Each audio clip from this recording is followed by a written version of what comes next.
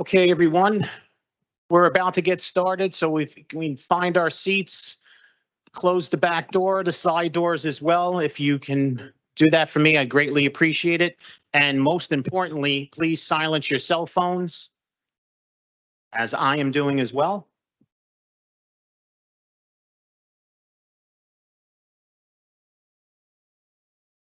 If we can just close the back door.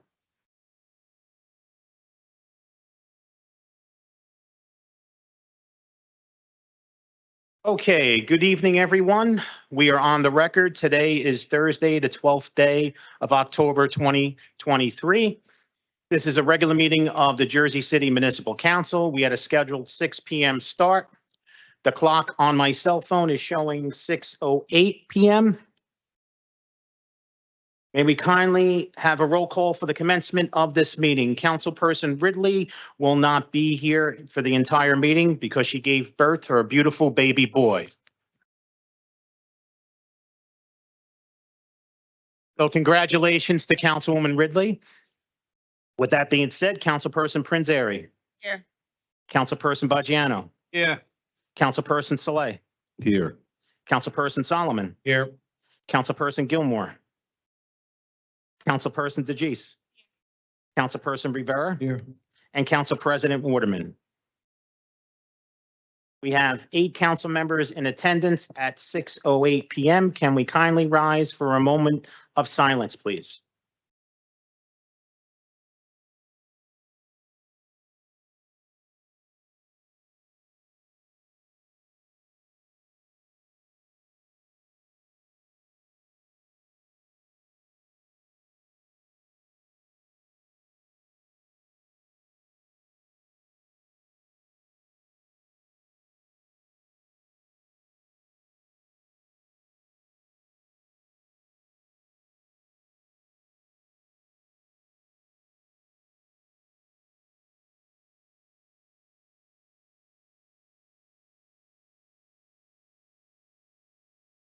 Thank you very much. On behalf of Council President Waterman and the members of the Municipal Council, in accordance with New Jersey Public Laws of 1975, Chapter 231, the Open Public Meetings Act, also known as the Sunshine Law, adequate notice of this meeting has been provided by the posting on the bulletin board of the first floor of City Hall. The annual notice, which is the schedule of meetings and caucuses of the Municipal Council for the calendar year 2023, and filed in the office of the city clerk on Thursday, December 15th, 2022.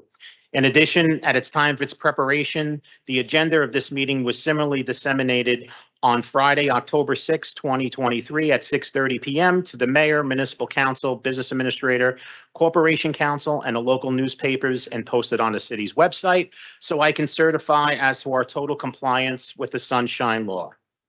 Council members, as discussed at the caucus, before we move on to our regular scheduling programming and our agenda, we have a couple of late items that we have to add to the agenda. First late item is item 3.1, City Ordinance 23-095. It's a franchise ordinance granting permission to FD Monitor LLC, its successors and assigns to make private improvements in both Monitor Street and Maple Street, public rights of way, adjacent to the property located at 62-68 Monitor Street, Jersey City, New Jersey, also known on the tax map of the city of Jersey City as Block 15802, Lot 37. And the other 2 late items are resolutions. Just bear with me 1 second. First resolution, item 10.29. Resolution 23-744 is a resolution authorizing the award of a competitively bid contract to Jersey City Medical Center to provide community crisis response to 911 behavioral health call services. Item 10.30, Resolution 23-775 is a resolution approving the notice in lieu of a deed notice for Hudson County Chromate Site number 206 in accordance with NJSA C 7:26C-7.2 C21. So council members, I need a motion to add items 3.1, 10.29, and 10.30. Motion. Motion made by Councilperson Saleh. May I have a second? second by Council President Waterman. On the motion to add items 3.1, 10.29, and 10.30, Councilperson Prinzary. Aye. Councilperson Baggiano. Aye. Councilperson Saleh. Aye. Councilperson Solomon. Aye. Councilperson Gilmore. Stepped away. Okay. Councilperson DeGise. Councilperson Rivera. Aye. And Council President Waterman. Motion carries 7-0 to add items 3.1, 10.29, and 10.30 to the agenda, with council members Ridley and Gilmore absent. Okay, I believe there's going to be another another motion to defer to the resolution appointing our part-time judge. Motion. So we have a motion to defer to item 10.28, resolution 23-773. Motion made by Councilperson Saleh. May I have a second? Second. Second by Councilperson Prinzary. On the motion to defer to 10.28, resolution 23-773, Councilperson Prinzary. Aye. Councilperson Baggiano. Aye. Councilperson Saleh. Aye. Councilperson Solomon. Aye. Councilperson DeGise. Aye. Councilperson Rivera. Aye. And Council President Waterman.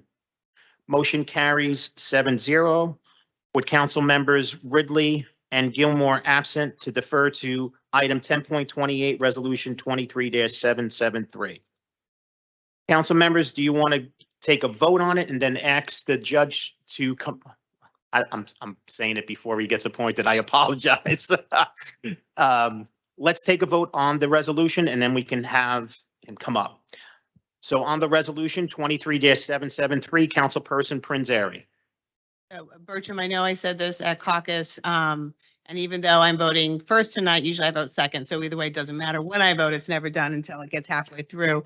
But I'm going to proudly vote yes for this appointment. It is well-deserved. You will be doing great service in our municipal courts. And I'm glad we're also getting this first so you can get back to your brief to take care of your tenants before you move on to your next step. I'll say congratulations.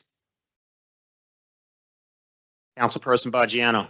Want to congratulate you, and I just want to tell you, get Pam off my back and please coach her kid at the football or soccer game, will you, please? Look. Man. That's just two councilmen voting in the affirmative for you. You got a lot of demands already. Councilperson Saleh. I want to say you have an impeccable record of achievement, from Rutgers Law School and all the way up until today. And I'm really proud to be voting aye tonight. Congratulations. Councilperson Solomon. Rich, I'm excited for this appointment. As I said at the caucus, anytime someone runs into you, it's because you're doing something for Jersey City. You're so invested in our city and community, and you're going to do so now from the judicial branch. So I proudly vote aye. Councilperson Gilmore. Congratulations, Your Honor. I vote aye. Councilperson DeGise. Congratulations to you. Thank you for all the service that you've given to Jersey City so far and for what's yet to come. So Councilperson Rivera. Bertram, I said a lot at the caucus meeting. I mean, you are truly a highlight to a lot of kids in this city. They love you. They look up to you. You're an amazing role model. I am so proud to vote aye on this appointment. And Council President Waterman. Bertram, I want to say congratulations. When I met with you, I told you my concerns with the courts, and I know you will be a person that can kind of move it forward. With that, I proudly vote aye. Resolution 23-773 is approved unanimously, 8-0 with Councilperson Ridley absent. Congratulations, Judge.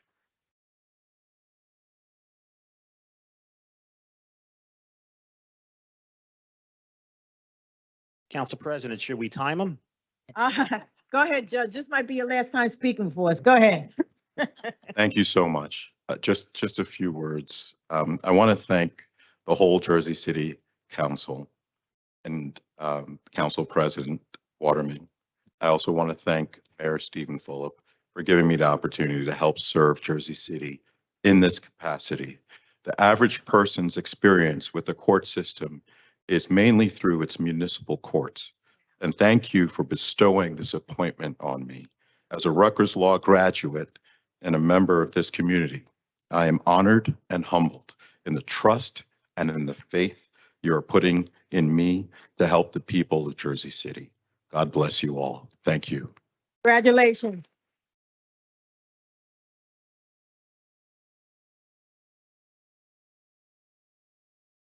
Okay. I want to defer again, Sean. Okay. This is not favoritism in any way. No. So we have another motion to defer to item 10.6, Resolution 23-751. May I have a motion to defer? Motion. Motion made by Councilperson Saleh, seconded by Council President Waterman. Sean? On a motion to defer to 10.6, Resolution 23-751, Councilperson Prince Airy. Aye. This is just to defer, Councilman Baggiano. Talking about? Yes, About you? yes. Oh, my God. I don't know whether to vote on this or not. It's just to defer. All right, we'll defer it, Sean. Thank you. Huff Council. Councilperson Saleh, Aye. Councilperson Solomon, Aye. Councilperson Gilmore, Aye. Councilperson DeJeece, Aye. Councilperson Rivera, Aye. and Council President Waterman. Motion carries 8-0, with Councilperson Ridley absent, to defer to item 10.6, Resolution 23-751. So let's go ahead and take a vote on Resolution 23-751, unless someone wants to read it into the record. That's totally up to you. Go ahead. So we're Read it. gonna read it into the record, Sean, Okay. as one of my favorite Giant fans. To get you, Sean. Oh, It's me being thank a you. Thank you spirit. for your condolences on that. So, this is from our council president and the rest of the city council, because we love you. This is recognizing you, Sean J. Gallagher, on your 30th year of service to the city of Jersey City. Whereas Sean Gallagher is the current city clerk and local registrar of vital records of the city of Jersey City. And whereas October 4th, 2023 marks Sean Gallagher's 30th year of faithful service to the people of Jersey City. And whereas Sean is the youngest of 8 children, all of whom were born and raised in the Greenville section of Jersey City. And whereas Sean attended PS 20 Grammar School and later graduated from Marist High School, where he played football and developed his lifelong love of the music. An amazing musician, ladies and gentlemen. And whereas Sean began his career with the city in October of 1993 as a clerk to the late Judge Louis S. McRae of the Municipal Court, and whereas Sean later transferred to the office of the city clerk in 1994, where he began working as a records retrieval operator in the city's off-site record center. And whereas in December of 1997, Sean transferred to the main office here in City Hall and began working under then city clerk Robert Burns, who's looking down right here today. And whereas the same year, Sean began attending classes at Rutgers University towards obtaining his registered municipal court clerk's certification, which he received 3 years later in 2000. And whereas in 2002, Robert appointed Sean deputy city clerk, he went to earn his certified municipal register certification in 2006. And whereas Sean served as Robert Burns' deputy for 18 years before being appointed city clerk and local registrar of vital records of the city of Jersey City upon Robert's retirement in February of 2020. And whereas Sean was reappointed city clerk and local registrar of vital records in February of 2023 and looks forward to continuing to serve for many years to come. And whereas Sean is husband to Laura and proud father to Sean Richard Gallagher. And now therefore be it resolved that the Municipal Council of the City of Jersey City hereby commends Sean J. Gallagher for his 30 years of faithful service to the people of Jersey City, and we wish him continued success.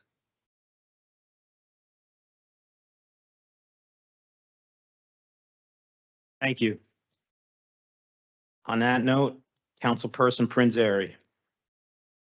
So many things I could say, Sean, but I will be brief. From the time that we met when I was coming in to get my petitions back in 2017 until this day, you have always fulfilled your obligation in your work in the city with grace and humor, which we all know is vitally important here.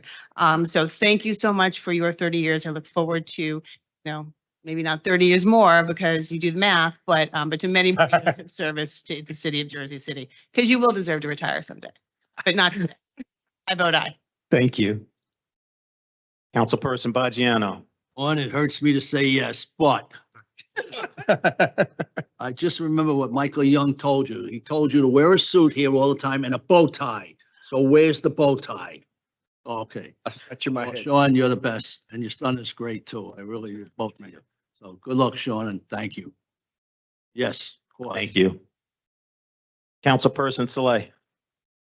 I want to say the city clerk is one of the most important people for the entire city. You know, you guys process all sorts of records and you have been nothing but an amazing help to not just the council people, candidates. When I was a candidate, you helped me navigate through, all of the ins and outs. But you also help all of the residents of Jersey City, and 30 years of service that you've given us. I disagree with Councilwoman Mira Prinzary. I think you should do another 30. I think you got it in you. With that, I vote aye. Thank you. Councilperson Solomon. Like Sean attacks the clerk job the way Lawrence Taylor attacks an offensive tackle.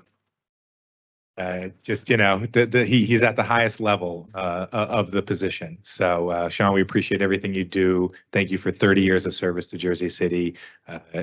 Every honor you get is truly well deserved. So I proudly vote aye. Thank you very much, and thank you for not alluding to any current Giant at this time. Oh, don't thank them yet. Oh, sorry. The next Councilperson Gilmore, who is also a Jet fan. No, Sean, I truly thank you for your service. It is hard to be with any one entity for 30 years, especially the city. I can't see myself here for 30 years, just so that's out the bag right now. But in all honesty, Sean, since the day I've met you, when I turned those petitions in, you was very clear and concise, very fair on explaining the process on how this stuff worked. And I really appreciated that because you didn't have to do that. All you essentially had to do was just give the paperwork and allow me to go on my way. So I thank you for that. You've been very responsive as it relates to all of the things that's on the agenda. Your office is ran very smoothly. So kudos to you. And in light of all the bad things that happened for your team this year, this is the least we can do. Honor you for your 30 years. Because you guys in New York, y'all gonna have 30 more years of agony. So I'll probably vote aye. It went to Super Bowls in that time. Oh, thank you. We did win 4 Super Bowls, though, just so you know. You did. Yes. We don't just have one. Councilperson DeGise. Dawn, I've known you for a very long time. I know that you are one of the most, if not the most dedicated city employee, and you do treat your job as something you enjoy. You enjoy every customer and client that comes in, every municipal worker, every council person. You treat us like you're our friends, and we are friends. You're truly dedicated, and you're a real true son of Jersey City. Jersey City means so much to you, and that's why you take your job so seriously. That's why you want to perform the way that you do, and that's why you hold people to such a high expectation of work as well. Thank you for your service. I am rooting for the next 30 years, but I agree with Councilwoman Prinzary that you do deserve a retirement and maybe a book deal for all of the stories that you probably can share. And I know Robert Byrne is looking down on you, very, very proud of the work that you're doing. So I proudly vote aye. Thank you. I'm going to try not to get upset. Councilperson Rivera. Sean, your sense of humor is amazing. Your character is amazing. I mean, to deal with us up here, it's especially with Jet fans. But listen, I want to thank you, for holding my hand when I first got elected, showing me the ropes. I mean, I was truly raw. And, I want to thank, I will forever be grateful for that. I want to thank the council president for allowing me to read this to you because it meant a lot. We have a special kind of bond here, and I appreciate that really. Wow, to say another 30 years is rough. I'm with Frank Gilmore over there. That's a long time, but I wish you nothing but the best in your remaining years here. I vote aye. Thank you. And Council President Waterman. Well, Sean, you mean a lot to this council, not only to this council, to really a lot of the people of the city of Jersey City, because I know it's your department that has to deal with the birth certificates. It's your department that pretty much deals with the wedding certificates and other legal documents that we have to produce for the residents. And I know that's not an easy task. You always did your job with good humor because people don't know you got to have a good humor in dealing with all these different personalities. And I truly do appreciate that. I felt like you needed a special moment because 30 years is saying a lot. It's saying a lot to anybody that give any company or organization 30 years of their life. You do deserve a special moment for us to say, we truly do appreciate you, Sean. We appreciate all that you have done, not just you, your division. So with that, I proudly vote aye, and I wish you many, many more, whatever years you determine. Thank you so much. Resolution 23-751 is approved unanimously 8-0 with Councilperson Ridley absent.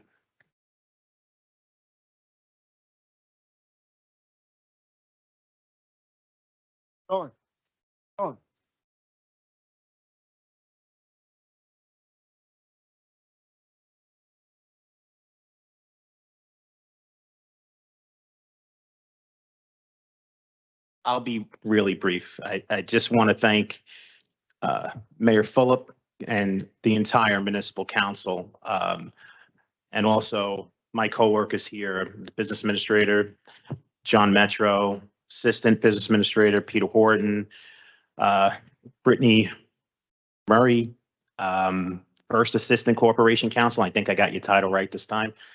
It's Wilson, assistant corporation counsel, John McKenney, assistant corporation counsel, and many, many others that I've currently work with and I previously worked with, and obviously my my mentor and my predecessor, Robert Byrne. I say it all the time. I wouldn't be here if it wasn't for him. And first and foremost, too, my wife Laura and my son Sean, and my soon-to-be daughter-in-law Samantha. I thank them so much for their support, and as long as it's okay with them, I'll continue to serve. I can't promise 30 years though, but I will tell you I would not change a thing. I love this city. Born and raised here in the Greenville section of Jersey City. It really made me the man I am today. I'm so happy that my parents chose to move to Jersey City when they did. And all I can say is I love you all, the residents, the coworkers, my council, and everybody that I'm currently working with. And I have to say, Tracy, I mean, my whole career, you've been the court reporter. So I want to thank you for everything that you have done to help our office and the municipal council to have clear and concise transcripts. So thank you again. Thank you everyone for giving me this moment too. I appreciate all your kind words. Thanks.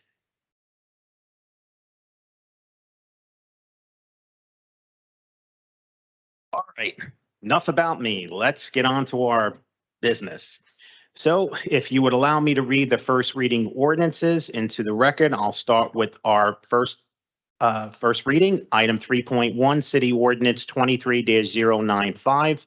It's a franchise ordinance granting permission to FD Monitor LLC, its successors and assigns to make private improvements in both Monitor Street and Maple Street public rights of way adjacent to the property located at 62-68 Monitor Street, Jersey City, New Jersey, also known on the tax map of the city of Jersey City as Block 15802, Lot 37. Excuse me.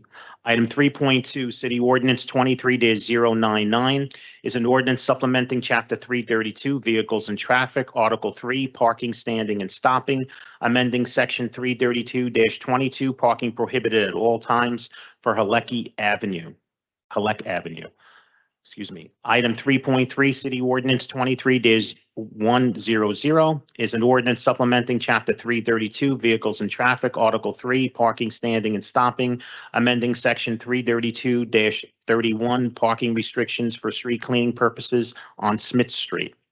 Item 3.4, City Ordinance 23-101 is an ordinance supplementing Chapter 332, Vehicles and Traffic, Article 9, Parking for the Disabled of the Jersey City Code, designating reserved parking space at various locations throughout the city.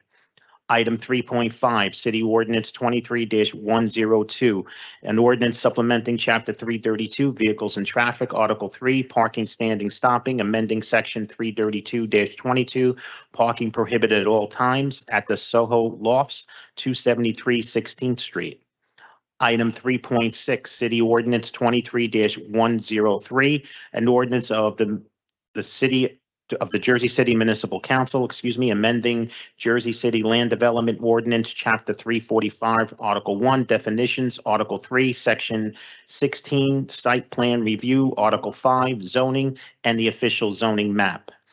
Item 3.7, City Ordinance 23-104 is an ordinance by Municipal Council of the City of Jersey City accepting the dedication of certain roadways, sidewalks, and utilities located on a portion of Regent Street between River Street and Douglas and Arthur Skinner Memorial Drive, a portion of southerly end of River Street, and a portion of Regent Street between Liberty View Drive and River Street in the Liberty Harbor North redevelopment area. Council members, I'm going to be taking a vote on items 3.1 through 3.7. Dawn, can I just interrupt for a second? I'm requesting that 3.6 be withdrawn. 3.6, Yeah. An ordinance of this Jersey City Land Development Ordinance, zoning, and the official zoning map. Many neighborhood associations express concern with the setback of properties of 5,000 square feet, no longer required to match the setbacks of the neighboring properties. I agree setbacks should match. I will discuss with the other council members to introduce an amendment. Accessory dwelling units, majority of residents in 1 and 2 family homes do not want high density. And secondly, leave 1 and 2 family homes as is. As Councilperson Prince Airy mentioned, one neighborhood association asked us to carry this until historic preservation master plan is finalized and updated. So I'm asking my fellow council people that we withdraw this 3.6. so we have a motion on the table to withdraw item 3.6, City Ordinance 23-103 by Councilperson Baggiano. May I have a second? Second. Second by Councilperson Gilmore. On the motion to withdraw item 3.6, City Ordinance 103, Councilperson Prince Airy. Councilperson Baggiano. Yes. Councilperson Saleh. No. Councilperson Solomon. Just briefly, the introduction was initially over the summer and was delayed for 2 months. So I'm going to vote no on the motion. And what I'd like to do is before second reading, if there are proposed amendments, please, both the public and the council, bring them to all of us and let's kind of work through them before second reading. Obviously, it depends what happens with this motion, but that's why I'm voting no and would like to work with everyone on those amendments before the next second reading. So I vote no on the motion. Councilperson Gilmore. Aye. I just want to say for the record, I do understand that it was postponed and they have done some due diligence. I won't overlook that. I just think that whenever drastic changes are slated to occur, that we need to have much input from every community as possible. There is a lot of things, honestly, that I do like about the proposal. There are some things that, I believe I'm skeptical about. So, I mean, that's my position. I'll vote aye.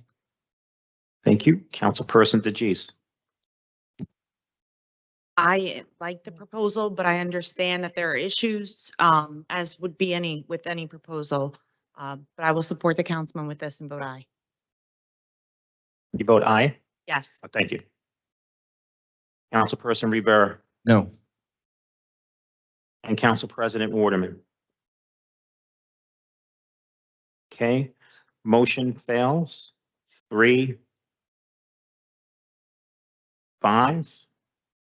With council members Bajano, Gilmore, and DeGise voting in the affirmative and Councilperson Ridley absent. So council members, I'm going to be taking a vote for introduction on items 3.1 through 3.7. Councilperson Prinzary. Voting aye for all, but just briefly on 3.6, to echo Councilman Solomon's comments, this was postponed during the summer to allow for more time for more meetings. There were some more meetings planning, also created videos that any and all residents could watch and respond to them and ask questions. We know that this isn't going to be something that everybody's going to agree on, but they've worked very hard and we do have to start advancing some of this.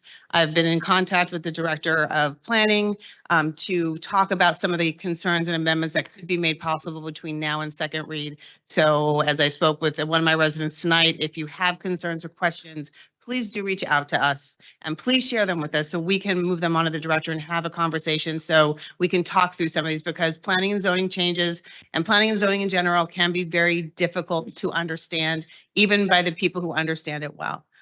So know that that is my commitment between now and second read to see if we can get it as right as possible. And I will be working on that with them. Councilperson Bajano.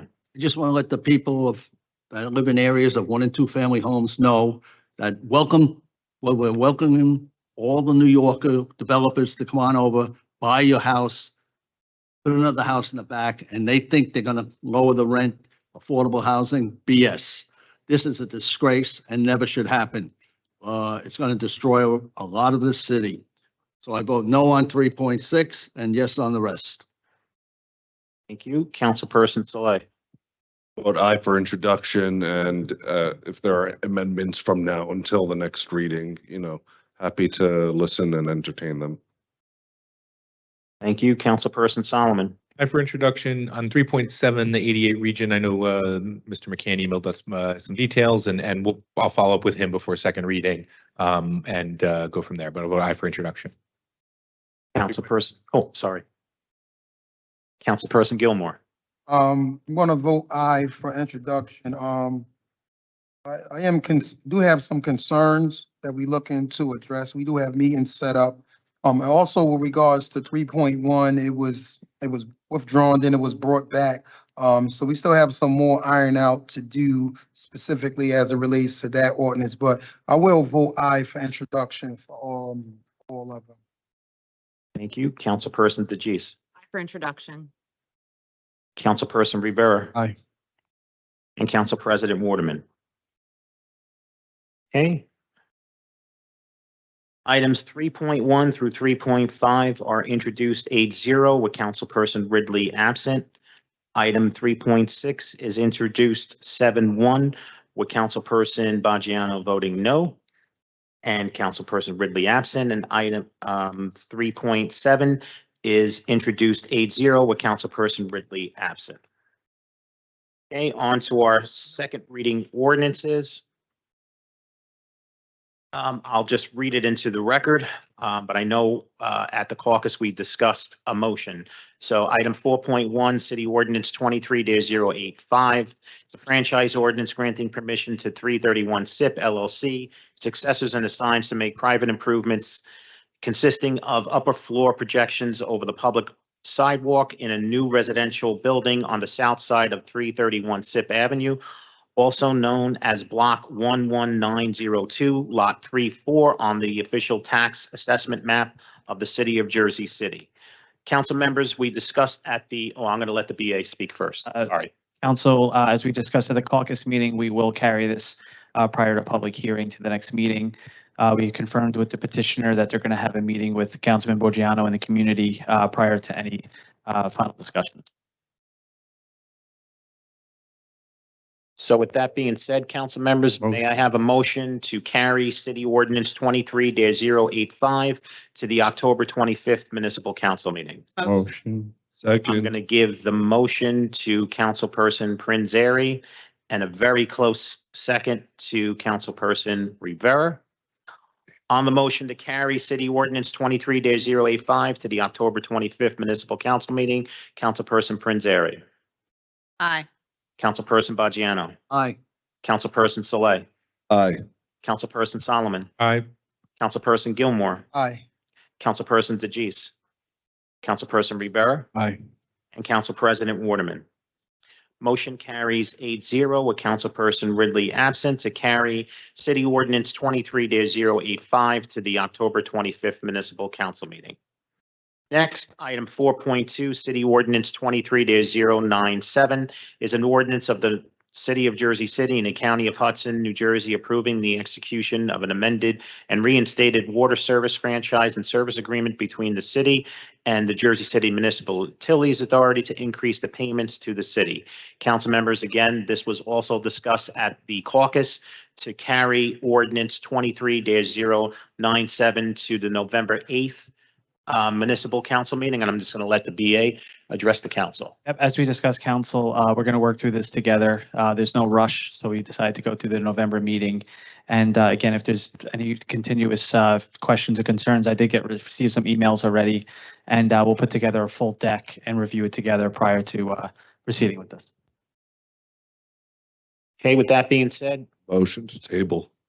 motion Carry, sorry, excuse me. ordinance I'm 20, it's okay, I got you. Motion to carry City Ordinance 23-097 to the November 8th Municipal Council meeting was made by Councilperson Saleh. May I have a second? Second by Councilperson Rivera. On the motion to carry City Ordinance 23-097 to the November 8th Municipal Council meeting, Councilperson Prinzary, Aye. Councilperson Baggiano, Aye. Councilperson Saleh, Aye. Councilperson Solomon, Aye. Councilperson Gilmore, Aye. Councilperson DeGise, Councilperson Rivera, and Council President Waterman. Motion carries 8-0 with Councilperson Ridley absent to carry City Ordinance 23-097 to the November 8th Municipal Council meeting. Okay, next and last second reading ordinance is item 4.3, City Ordinance 23-098. Is an ordinance approving a tax exemption and authorizing a financial agreement regarding Lafayette Village pursuant to the long-term tax exemption law NJSA 40A:20-1 exec. Also discussed at the caucus meeting, council members, we're going to need a motion to amend this ordinance 23-098. And the amendments are underlined and crossed out in the ordinance. Are we going to have one of the attorneys address the amendments or? John, thanks. So the amendment is basically addressing a change in the statute that's authorizing the exemption. It's going to be the HMFA tax exemption. That doesn't require 5% of the funds to go to the county. Aside from that, the money that's being paid to the city remains the same. The term is the same. It's just a different statute. We figured it might be material, so we're going to reintroduce it. So that the changes that we're, and the amendment that we're about to vote on is a substantial change which would then constitute this second reading ordinance to be amended and then reintroduced tonight as a first reading ordinance, correct? Correct. Thank you. So council members, I need a motion to amend City Ordinance 23-098. Motion. Ooh. Motion made by Councilperson Gilmore, seconded by Councilperson Saleh. On the motion to amend City Ordinance 23-098, Councilperson Prinzary, Aye. Councilperson Baggiano, Aye. Councilperson Saleh, Aye. Councilperson Solomon, Aye. Councilperson Gilmore, Aye. Councilperson DeJeece, Councilperson Rivera, Aye.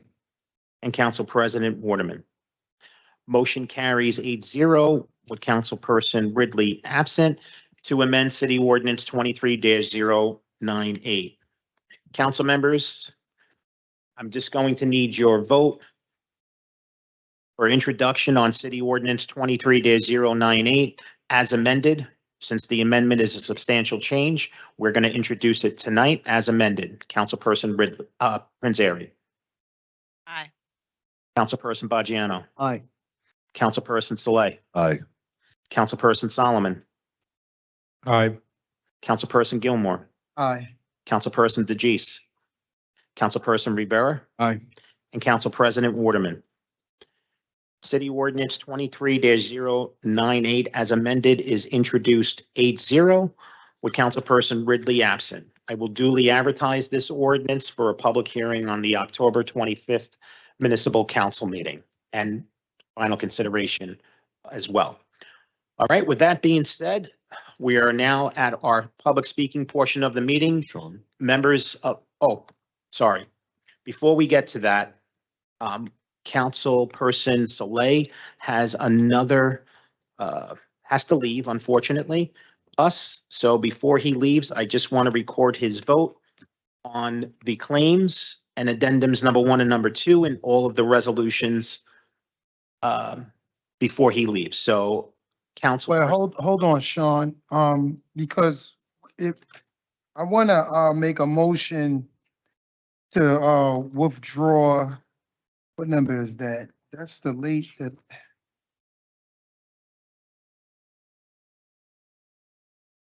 The, since, Is it a resolution? yeah, 1029, just so we can get more clarity. Actually, it was supposed to be someone here from the medical center. Is anyone here from No, they come, during the caucus. I'll second that motion. Okay, all right.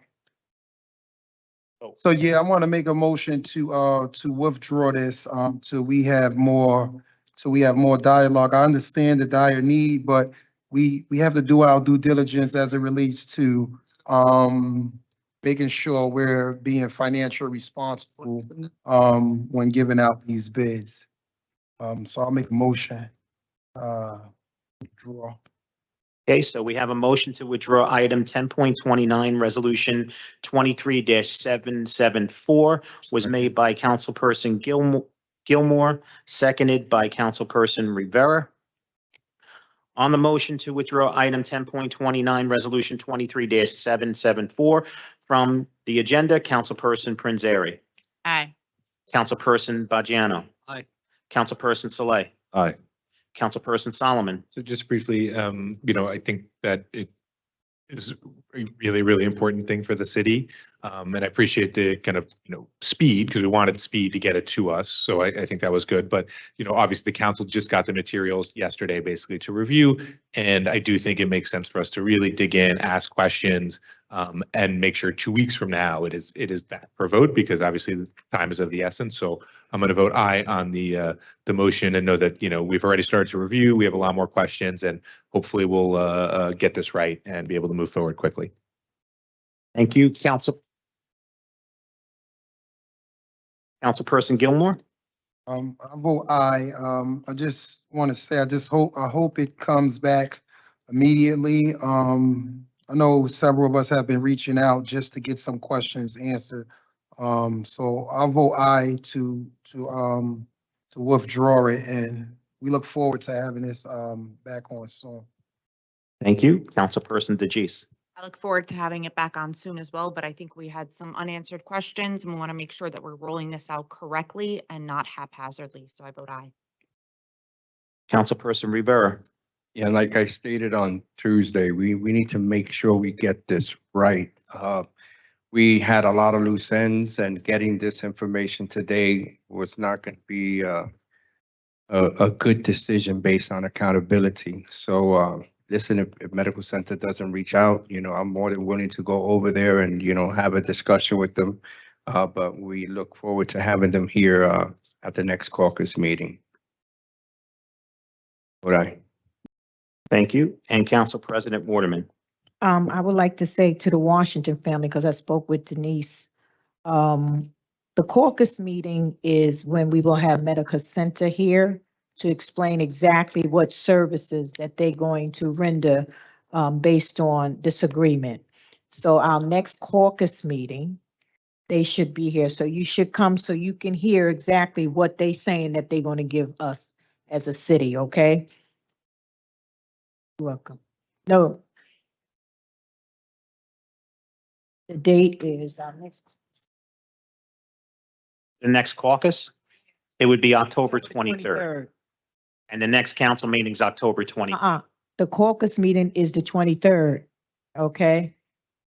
That's when they hear that. The reason why I say at 4:00, the reason why I am suggesting you come here, because that's when you see us dialogue back and forth and ask them questions and things like that. All right, this way here, you can get an understanding exactly what services they're saying that they're going to render to the city. Okay, so that's that day at 4 p.m. At 4 p.m. You will hear it, and the council, you can always text your councilman right there and ask any questions that you so desire, and he can ask them. I guess, there was an issue, Sean, with Mhm. regards to, I guess, the uploading of the RFP for Mhm. public consumption. That's since have been rectified, so Mhm. it's online now for people to go and look at it. Okay. That's- All right, That's got it. Okay, Sean. I just need your vote, Council President. Yes, I vote. Okay. Thank you. So motion to withdraw item 10.29, resolution 23-774 is approved 8-0 with Councilperson Ridley absent. Members of the public and in the audience, just because the resolution has been withdrawn, you will still be able to view it on the agenda at this meeting. You'll just click it and you'll be able to view all the attachments. If it comes back to the next meeting, which I'm assuming it will, we're just going to copy everything that's over and it'll get a new resolution number, just for your edification. All right. Are there any other resolutions that we have to be concerned with before I ask Councilperson Soleil's vote on? Are we removing anything from the agenda?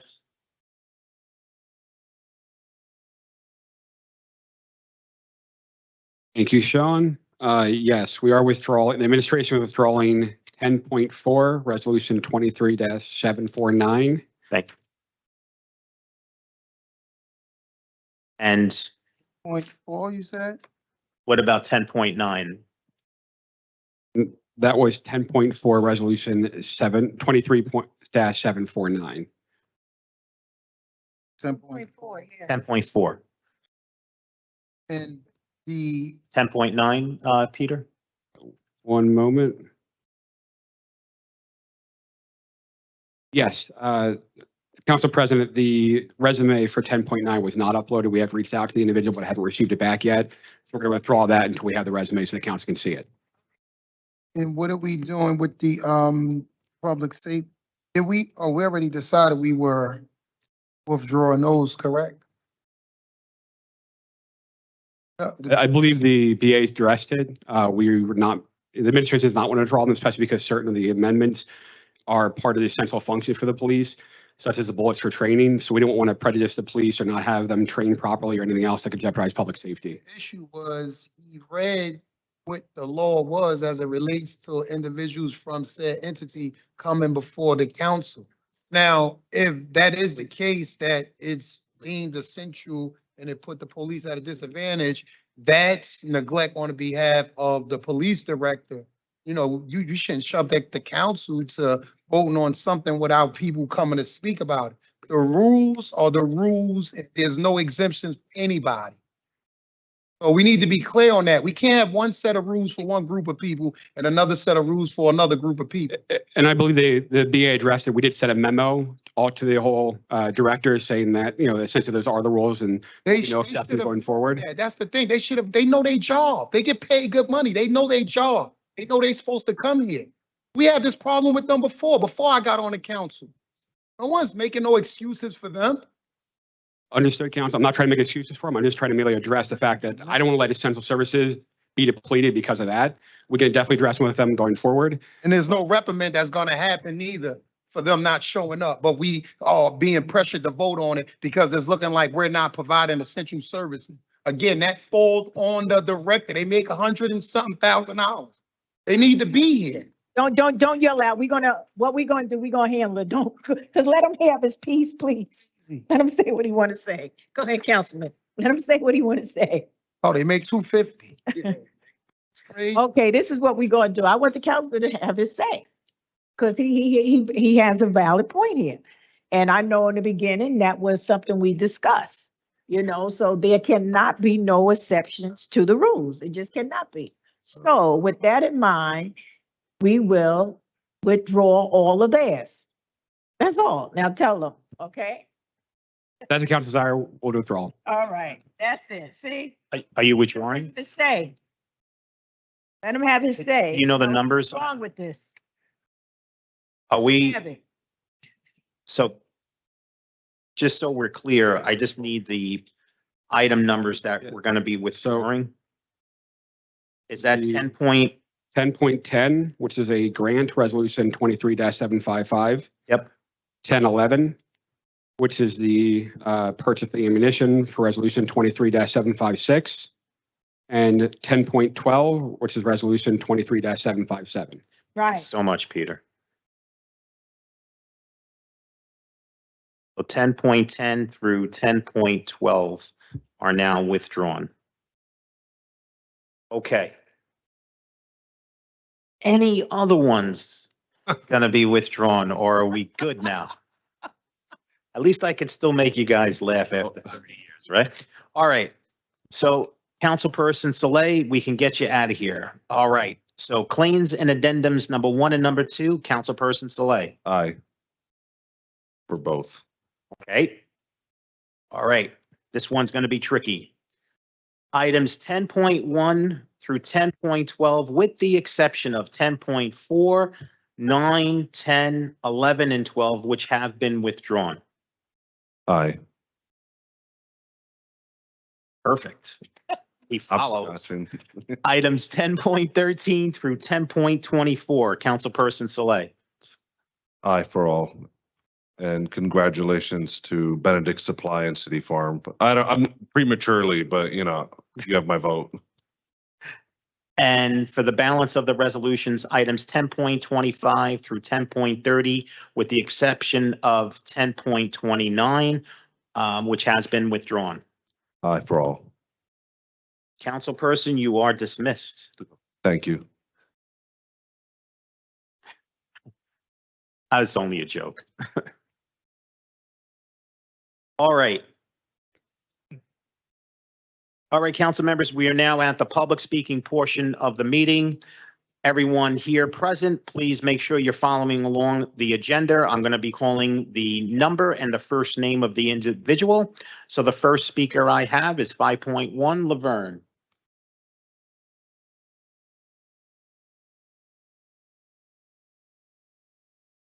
Good evening, council. I have two major things I would like to talk about tonight. First is the Jersey City Board of Education Forum that will be hosted by Bike at Lincoln. I think it's very important. I had flyers passed out to you because our kids are not getting the proper education, and we need the community to support this and come out to that.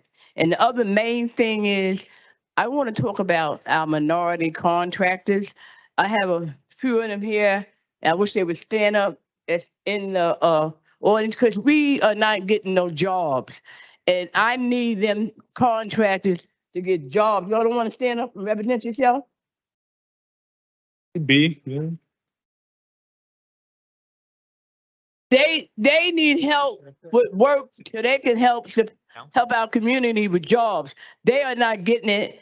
And the unions and contractors out of state is getting ordered. When I told you all about me taking my grandson all summer to the square to go to Lincoln Tech for school, and all I would see was a bunch of out-of-towners getting out of vans off the train, doing all them big buildings in Jones Square. These guys been working, born and raised here in Jersey City, and they know how to do the same type of work. They're not getting no work here.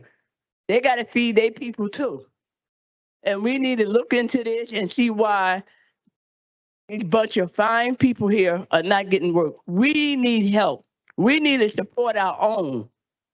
Too much development is going on in this city and they're not getting it. And it's not right. It's not right. We got to feed our people. We're trying to get young men and women off the street. They doing it, but they don't have no job for them. They need to give them jobs. They can't get no job if you're not giving them no work.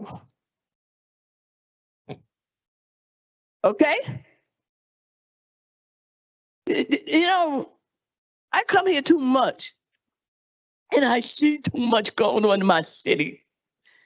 With kids that are not getting educated, standing on corners, we could open up 1,000 smoke shops, but we can't get jobs for them to give to our people. Something's not adding up.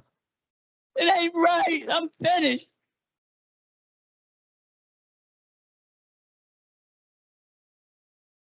Shirley. Okay, our next speaker, 5.2, Tina.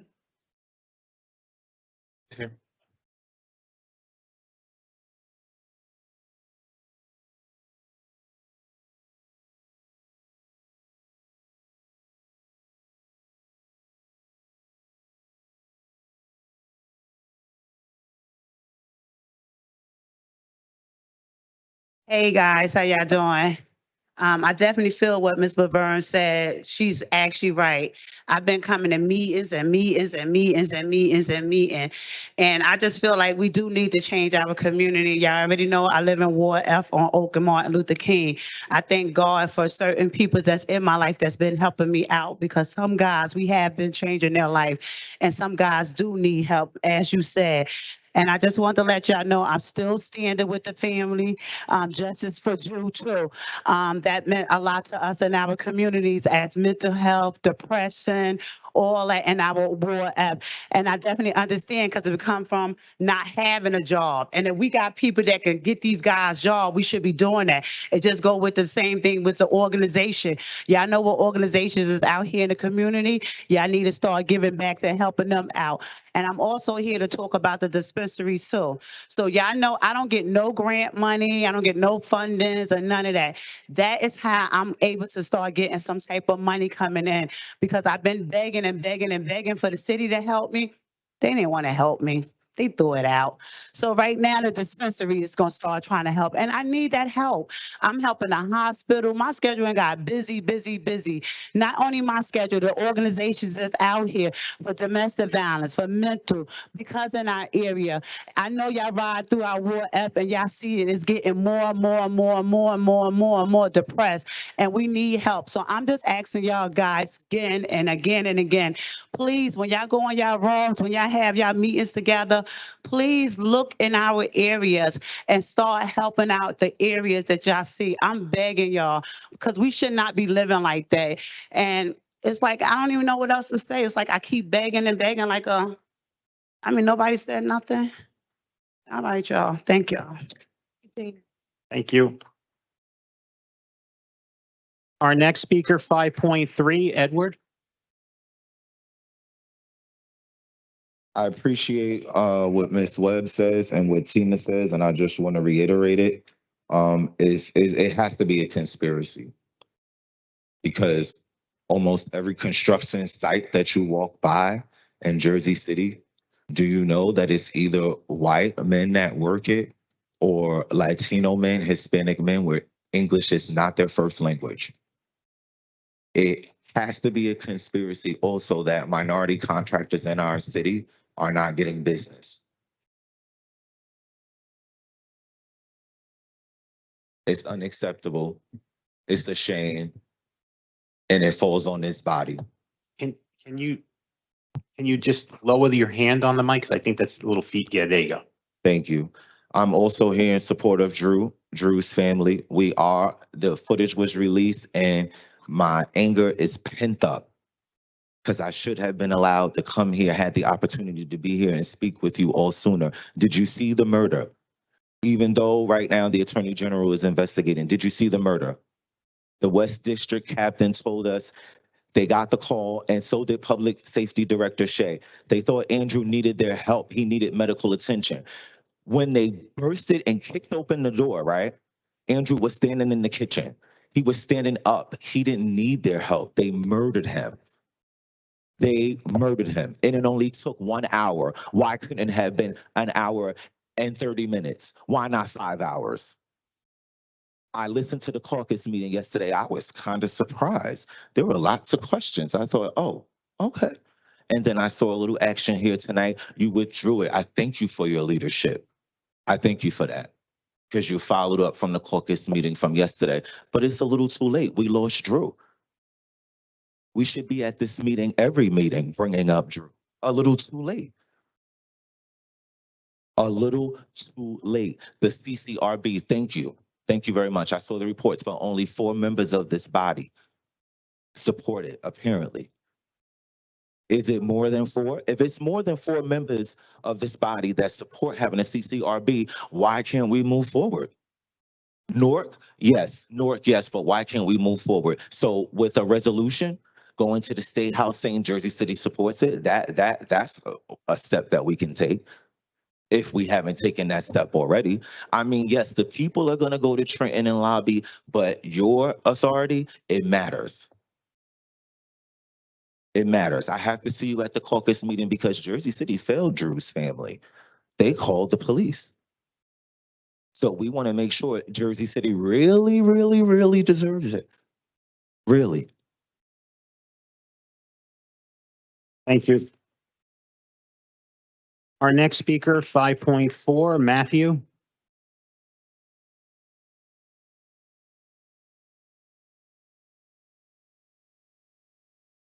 Matthew, is Matthew here?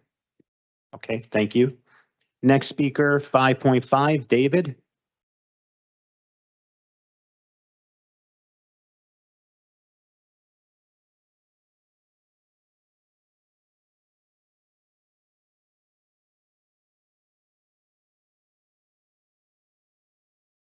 Hello, council.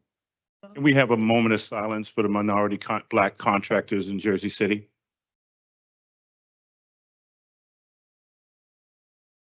Because we haven't been alive, guys. Everything guys said, 20% involvement. Can you guys stand up, please, all the minority contractors that I know? I do takeoffs for every single one of them. My brother Adonis White sent me to school to become an estimator. I built a $26 million building for you guys, 460 Grand Street. I asked our own mayor, Mayor Fuller, could you come down? I've got Barnes Construction doing concrete. I've got 21 Contracting doing electric. Asked me, did he come? 2.5 years it took me to build that building. In the winter too, during COVID. I still haven't seen him. Bill, didn't know that, did you? Didn't know that. I was totally shocked. Then me and Adonis, my brother who sent me to school, paid for me to go to Pace University. So I can do takeoffs. Do I do takeoffs for every single one of you? Not one job. I know my numbers are right, but they say we got to be unionized, right? Got to be unionized, right? I ride past these construction sites every day. I don't see one of them, not one of them, and their crews on any of the jobs. We grew up here. We grew up in this neighborhood. Councilman Gilmore, so proud of you. Please give him a. He knows where we come from. He knows me. He's seen my business. He's come to my business. I own a business, 120 Danforth. All the guys come. Every single one of the contractors coming, I do takeoffs for them. I haven't seen one contractor on a job. I don't know why. When me and Mr. Bernard Shivers did Intech, did the City Hub, concrete, sheetrock, you know, all the jobs. And B&R, we did Orient and Bergen. Didn't know that, did you? No. But they hired the union guys. Me and Adonis signed an agreement with the Carpenters Union 2 years ago. 2 years ago. Ask Adonis. Adonis, have we gotten a job yet? So who are we speaking to? Who are we talking to? How much money do we pay for workers' comp? How much money do we pay every year for workers' comp? Sorry, sir, the time is up. Yeah, Sorry. the time is up. Ain't you going? You're going soon, right? Okay. Richard Green, you're next.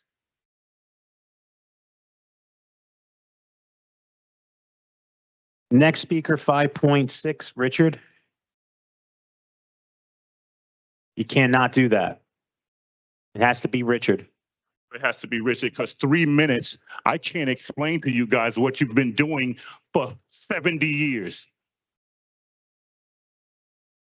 How about this?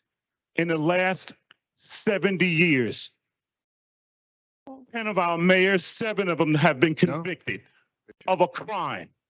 Look it up. Look who Cornelius Gibbons is. Do you guys know who Cornelius Gibbons is? I bet you don't know. But he brought Martin Luther King here twice, and he's from Lafayette Village. I bet you don't know. You guys got me 3 minutes. You know how long it takes 3 minutes? I could cook rice and some beans in 3 minutes. But John Metro, who left, fired 2 Muslim women when he found out they were fudging the budget. I bet you didn't know that. I don't smoke weed, Hey, Matthew. but I can read. Matthew, I know your frustration. Now, what I'm gonna do, David, I see your frustration and I see what you're saying with the union, all right? Now, I hear your point. They telling you y'all have to be unionized. That's what you're telling me, right? That's what they telling you.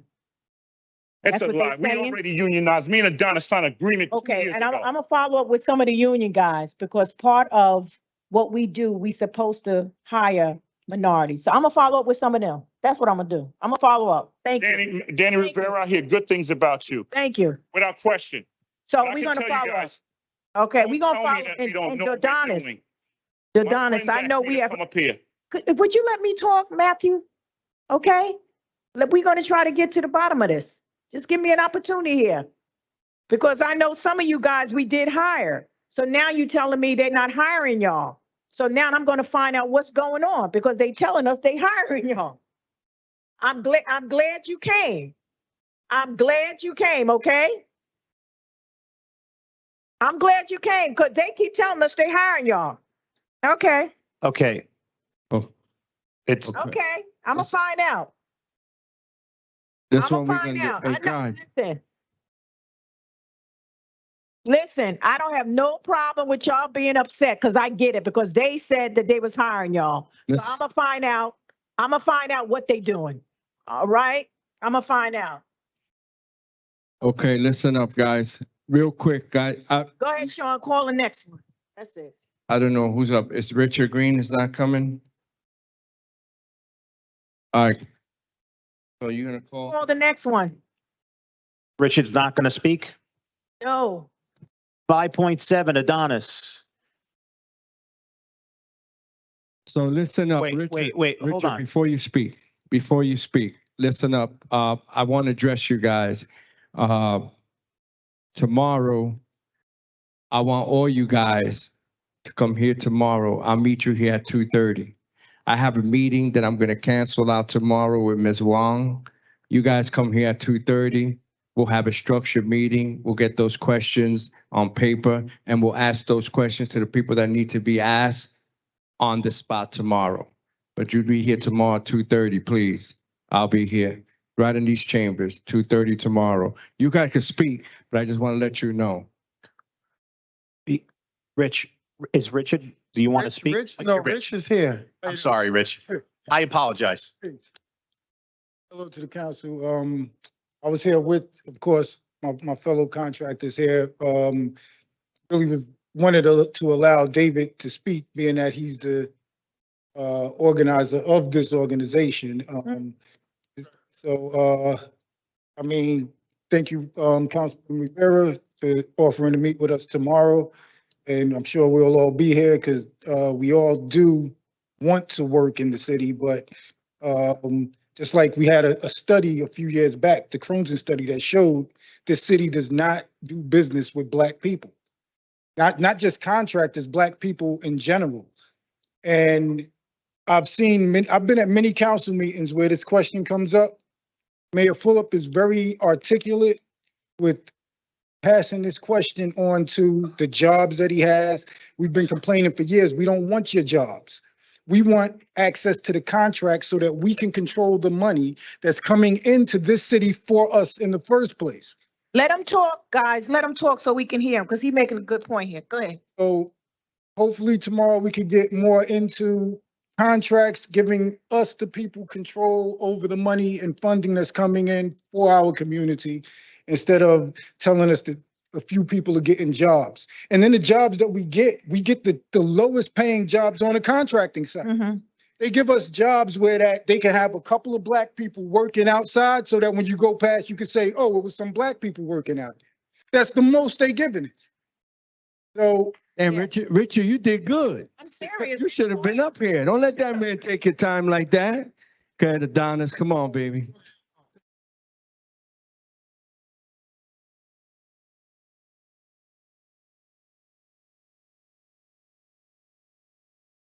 Hello, Council. What's up, everybody? How you doing? I know everybody. I see some new people there. How y'all doing? I'm not much of a talker. I'm more of a doer. Always been like that. I'd rather have my brother David come out and talk to you guys more so than me. Adonis, this is your time, man, and you speak very articulate. When we out there in the street, you make your passion known. Let these guys know what you feel in your heart. I'm more of a doer. Like I said, I'm not much of a talker, but I've been coming to meetings for, I don't know, 2 years or the past 4 years.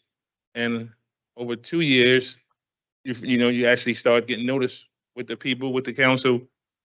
But it's too much stuff going on in our city that we're not a part of, period. That's the reason why I'm here. That's it. No more, no less. And I appreciate it. I'll see you tomorrow at 2:30. Okay.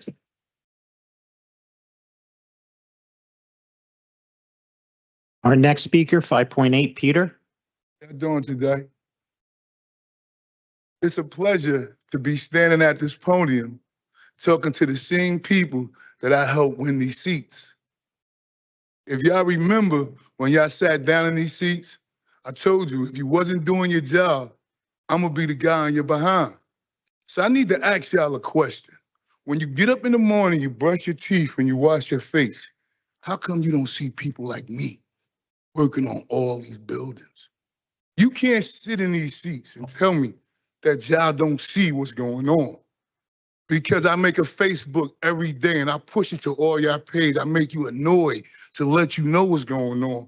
So please, stop coming to these meetings, telling people that you're gonna do something for them, and y'all haven't done nothing for nobody since y'all been sitting in these seats for brown and Black. Because my neighborhood look the same. There's nothing changing. Now our kids are getting killed. The reason why? Because y'all felt us. Y'all allow all these people to come in here and build all these buildings. There's no place for these kids to go after school. Why? Y'all forgot about a village? Y'all forgot about family? I remember my mother never left me nowhere. Everywhere we went, it was a place where we can check in and check out. All y'all gave these kids was corners. That's all they got is corners. How come?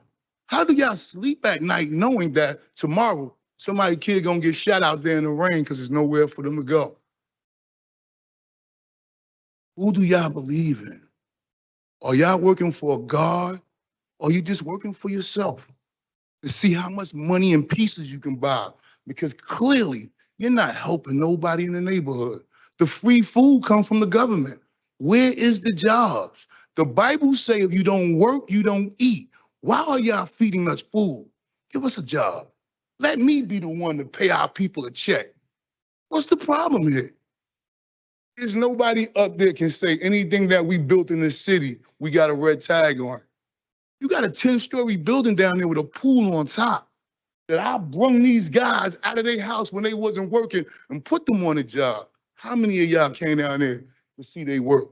The same people y'all extol that say they was drug fiends, they wasn't this, they wasn't that, but they built y'all a 10-story building and never gave them another opportunity.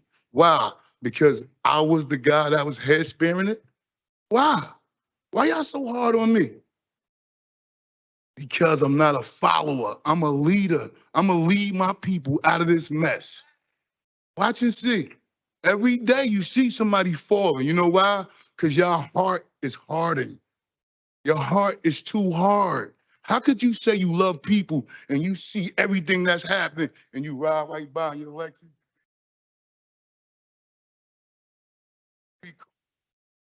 Mess real soon. Remember I went to jail? I got called on my mess. You're gonna get called on your mess. Everybody that's not doing what's right for these kids, you're gonna get called on your mess. Thank you, sir. Thank you. I don't, Council President, there's something wrong with the clock. It's not making the noise. Beeping noise. Give me 1 second. I want to unplug it and plug it back in.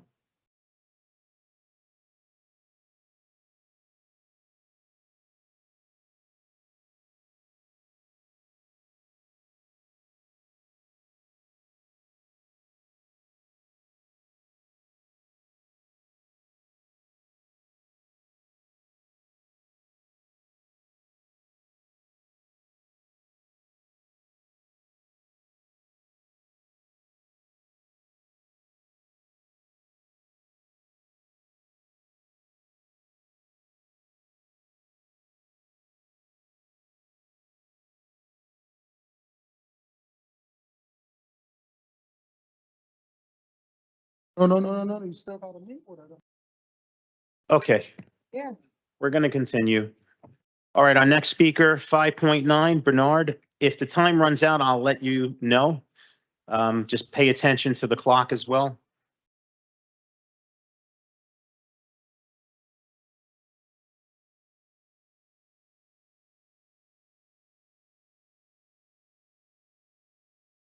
The clock is counting down, but the noise is not working. Yep. Go ahead, Bernard. Hey. What's up, everybody? How y'all doing? Everybody know me up there, right? Oh, what's going on? You know what's crazy? No, excuse me 1 second. I'm sorry. Stop you.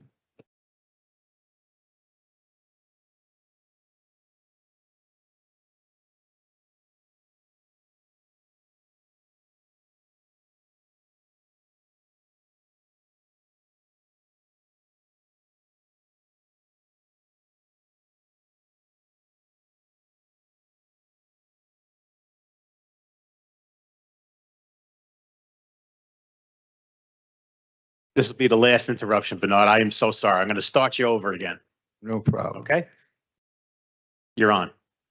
Okay. My friends, you know what they call me? Donnie, what you call me? Black Steve Phillip, right? That's what they call me. I've been with Steve before he was ever elected, and I'm still here. I've been with Steve Phillip from the beginning, and I'm still here. When you look on the jobs, you might see me. If my fellow contractors see me on a job, they swear that I'm making a whole bunch of money. But what I'm doing, I'm fighting. Because you can't fight from outside. You got to fight from in the house. So I'm fighting so that we can understand that we're capable to do these jobs that's here. All you have to do is give us the opportunity. I don't prove myself 1,000 times. I'm working in Baltimore and I'm working in New York right now. Why am I doing that? Why do I have to do that?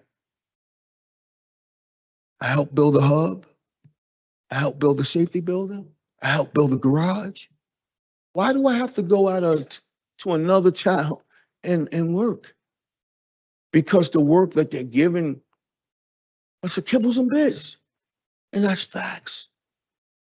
We got to stop allowing other companies that wasn't born and raised here to build our town. We can do it. We're capable. And if we're not, give us the opportunity so you can say we're not. Don't just say it because you want to say it. No, give us a chance. I fight, guys. You know I fight. They might not see the fight that I have because they're looking on the outside in and they see that they're not in there. And if you think that I'm in there making a lot of money, you got another thing coming. You got another thing coming. And that has to change because our children are dying. That's what I fight for.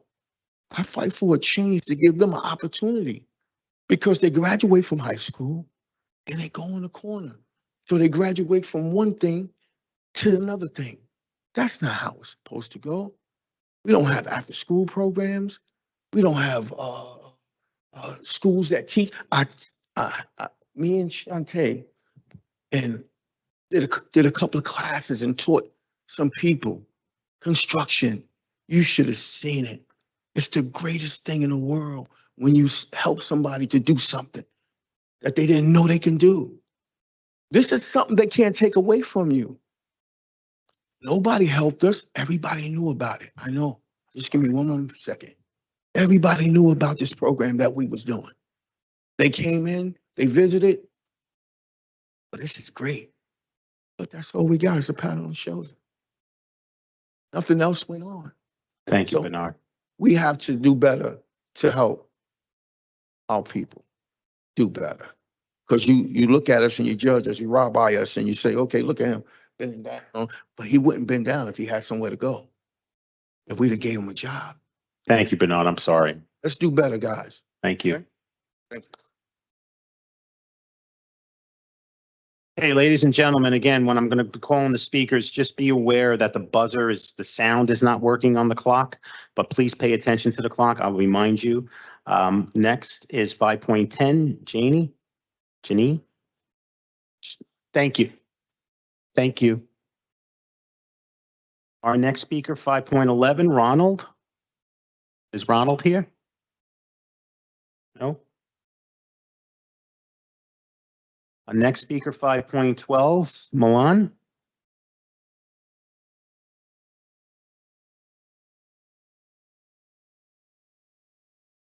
Sue. Can you bring the mic down to you? There you go.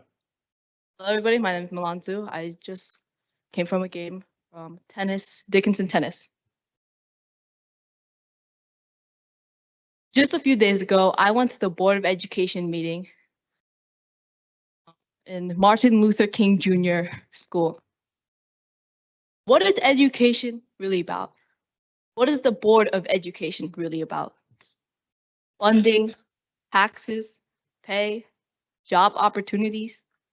No, it is about the children. The children who want to come stand together to make a change, who uses their knowledge and ideas to make the world a better place, to make peace. We want to be represented. My proposal is to have 2 seats in the Board of Education. 1 dedicated to a current high school student and 1 to a recent high school alum. But this cannot happen if we do not work together. Work together as a partnership. We are suffering the most when the Board of Education does not make education their priority.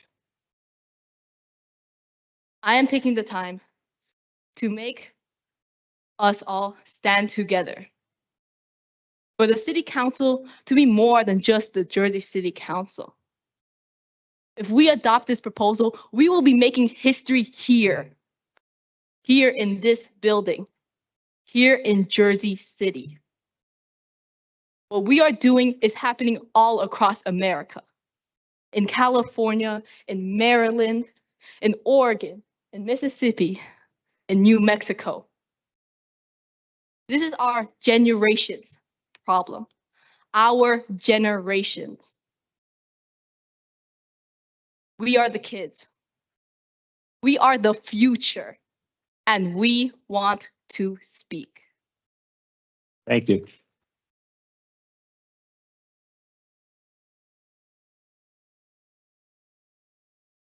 Our next speaker, 5.13, Stephen.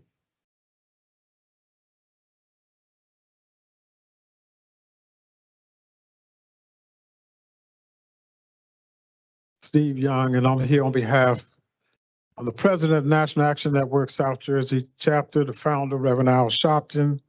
And I just want to say, first of all, to Sean, I know you'll be leaving, and you won't have to cut off no mic on us. I'm not leaving, no. I was just celebrating my 30 years. I'm going to pause it for you. Okay, first I want to say about there's a lot of government funding coming in this city. And there's no reason why the Black and brown community shouldn't have these contracts and they shouldn't be hired.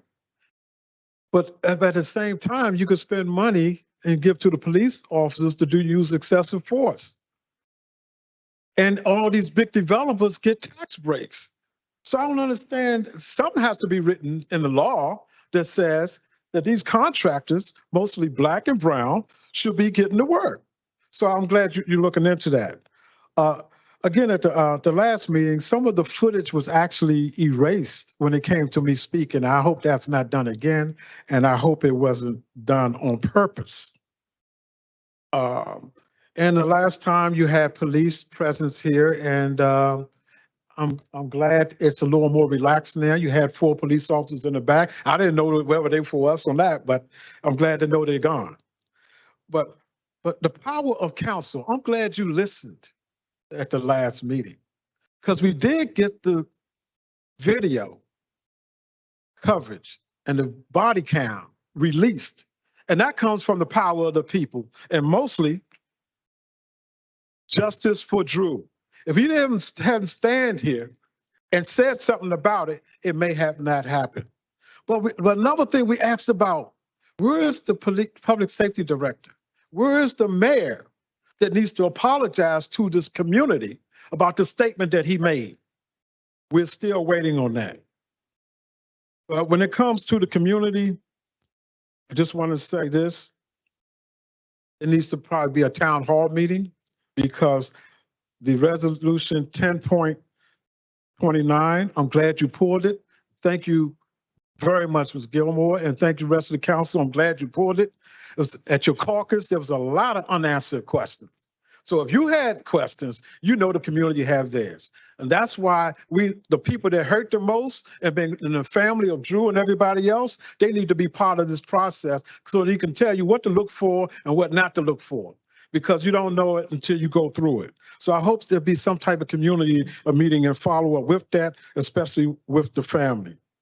Another thing you did in power that you showed, a resolution 1010 was a resolution to apply and accept a grant award from the New Jersey Department of Public Safety for the safety and security, which is a grant. It's dealing with police officers. The other one, 1011, is a resolution authorizing the award of a contract for delivery of ammunition, bullets, to shoot us down in the street without solving these problems. I'm glad you poured it. We need to talk about those things. So that's the power of council, that we were letting the council know. And I have one more thing, that these are the things and the power that you have to serve the community. So I just wanted to say that. And resolution 10.1, a resolution about the establishing of Civilian Complaint Review Board. I'm glad to see that's on there and have it moving forward. And we're welcome and willing to sit down with you moving forward on all these things. But I applaud you for what you did today. Thank you very much. Thank you.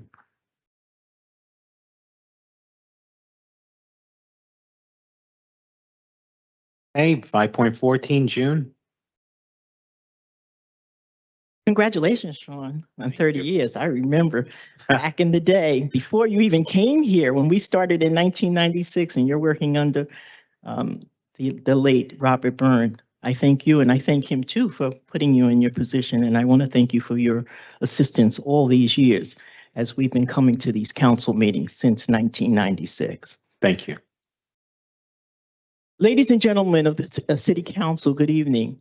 First and foremost, I would like to express my deepest gratitude for the prompt response and urgency shown in implementing the request for proposal for the services and program aimed at treating mental illness and behavioral disorders.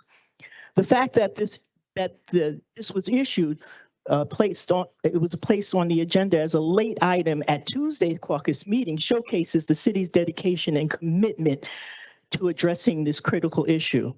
I am aware that the Health and Human Service Department has thoroughly reviewed the various RFPs and highly recommended the proposal put forth for the Jersey City Medical Center. While I commend their thorough evaluation, I believe it is crucial for us to pause and consider the implications of your decision-making process. It seems that there is a sense of haste surrounding this election of the winning proposal. In the attempt to avoid delays and reoccurring mistakes, it is imperative that we ensure that all relevant stakeholders are seated at the table before making a final decision. After all, it was the collective efforts of Jersey City Together and the family that brought to light and emphasizing the urgency of this program to be highlighted. Mental illness and behavioral disorders. Additionally, the family of Drew his tragic loss highlighted the importance of addressing the issues that has desperately pleaded for your attention to this matter. In light of this, I propose that we include at the very least both Jersey City Together and the family of Drew in the decision-making process. Their input and perspective will be invaluable in ensuring that all necessary requirements and expectations are met.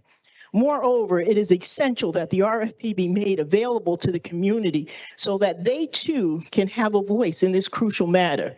You see, this is much larger than Drew. It concerns all of us. Let us not rush this process to the point where this resulting document will become inadequate.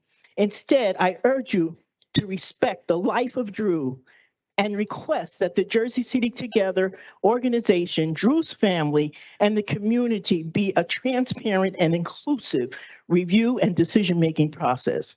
By doing so, we can ensure that the chosen proposal addresses the needs of our citizens effectively and efficiently. Thank you for your attention on this matter.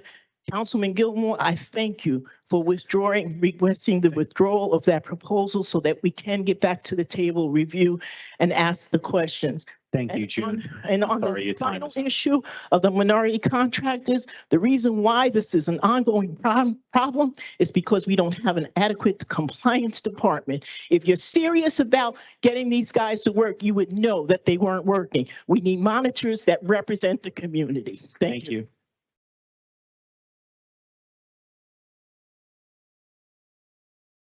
Our next speaker, 5.15, Tony. He's not here. Thank you, Councilman. 5.16, Terry. I don't believe he's here, right? 5.17 is not here. 5.18, Cameron. Is absent. Thank you. 5.19, Michael. Michael, not here. Okay. Michael Grant. Oh, yep. Thank you.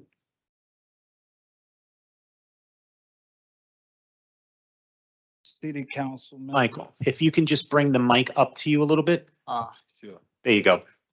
Good evening, City Council members, and everyone here tonight.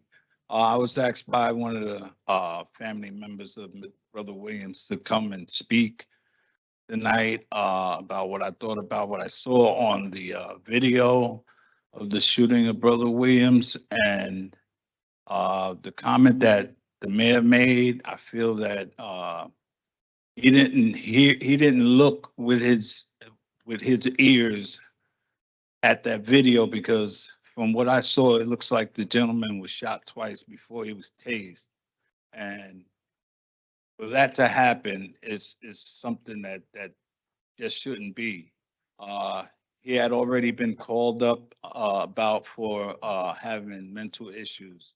And for him to be shot twice should not have been. I don't know, I know that there was something in the paper about something being passed about for mental health, people with mental health night. You can just bring the mic up to you. And I would like to, I'm sorry. I would like to just state that I would love to volunteer on anything that you guys have going on with mental illness. I do have a degree in counseling and but it's for school counseling. But anything further, like as far as training, I would volunteer to be involved with that. And also, while I'm up here, there's been a bullet hole in the Cunningham Branch Library for almost a year now. And I think that it's, a shame that Glenn's legacy is being stepped on like that. I mean, I feel that window should be replaced. It happened on overnight incident like almost a year ago. And it's just, I think that that window should be replaced. Thank you very much. Thank you, Michael. Thank you. Our next speaker, 5.20, Robin.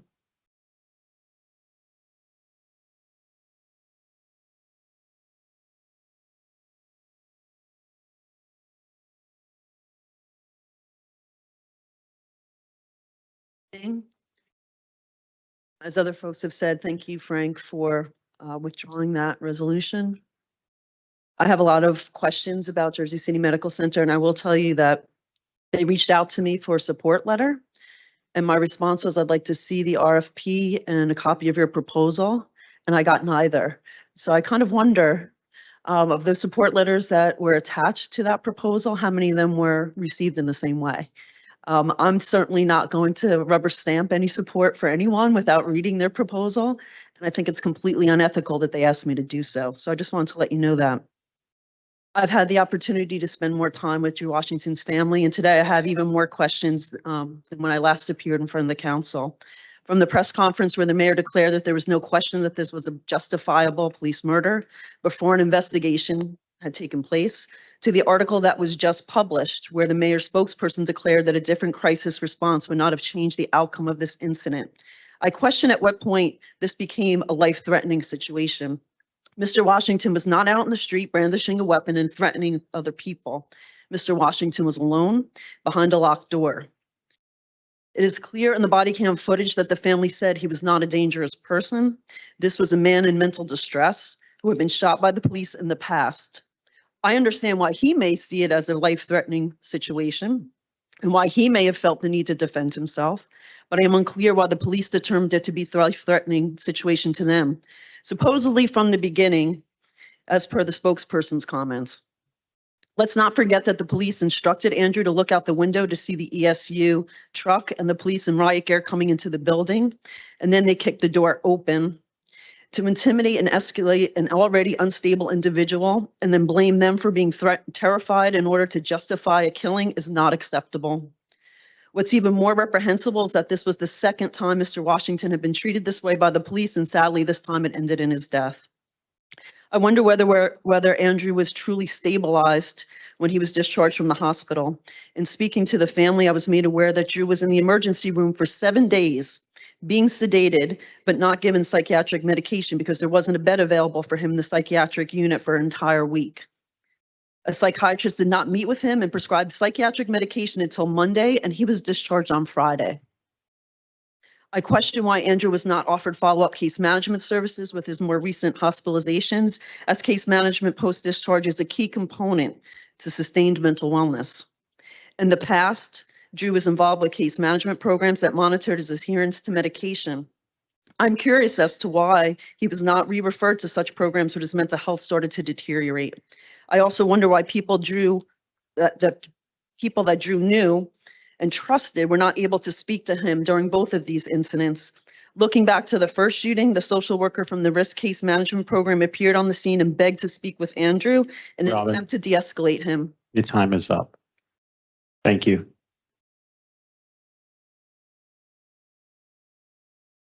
Our next speaker, 5.21, Gerald. I don't believe he's here.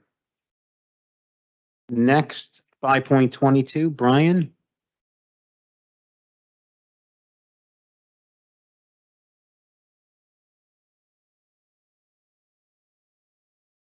Good evening, council. My name is Brian Markey. I'm sure you've all know me by now. I want to discuss something about the pedestrian plaza on Newark Avenue.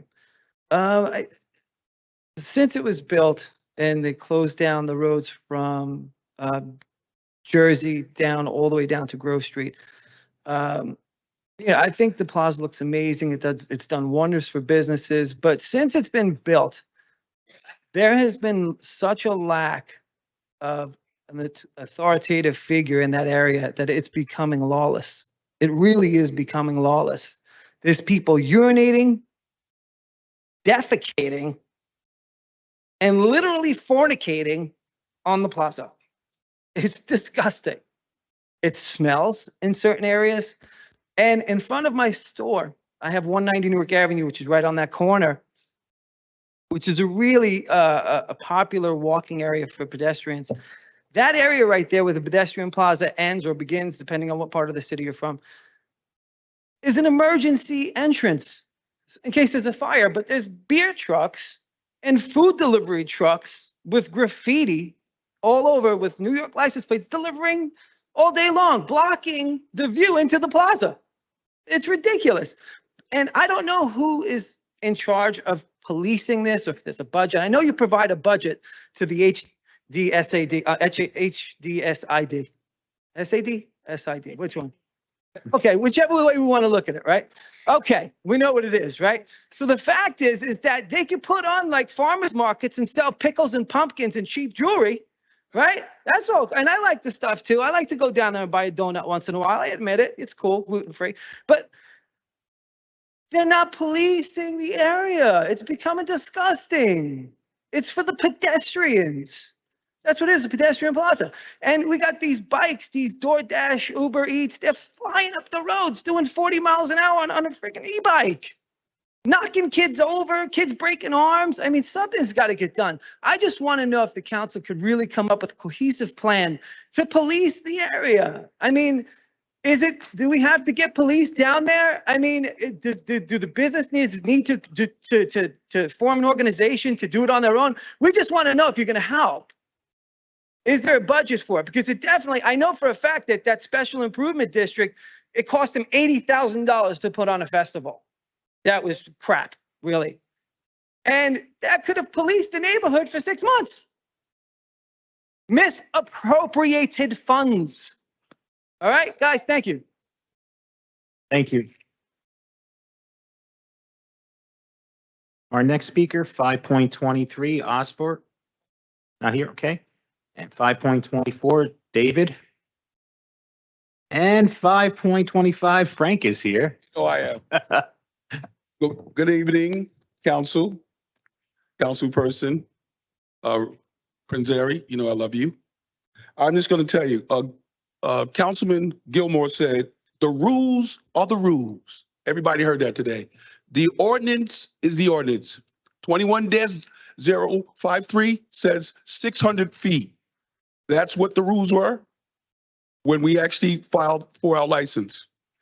Also, I going to ask the city council that you guys should try to get a resolution for all the police to work. Since you don't want to pay them overtime, I think you should do off-duty jobs for all the cannabis dispensaries.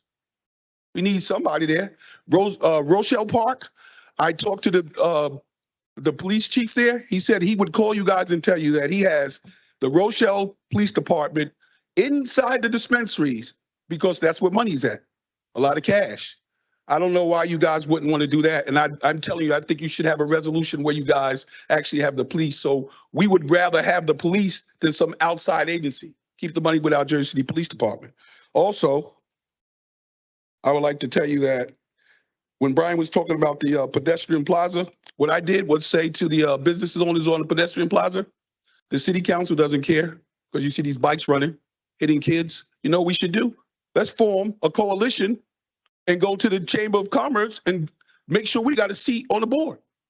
Let's take our money and pay for those police.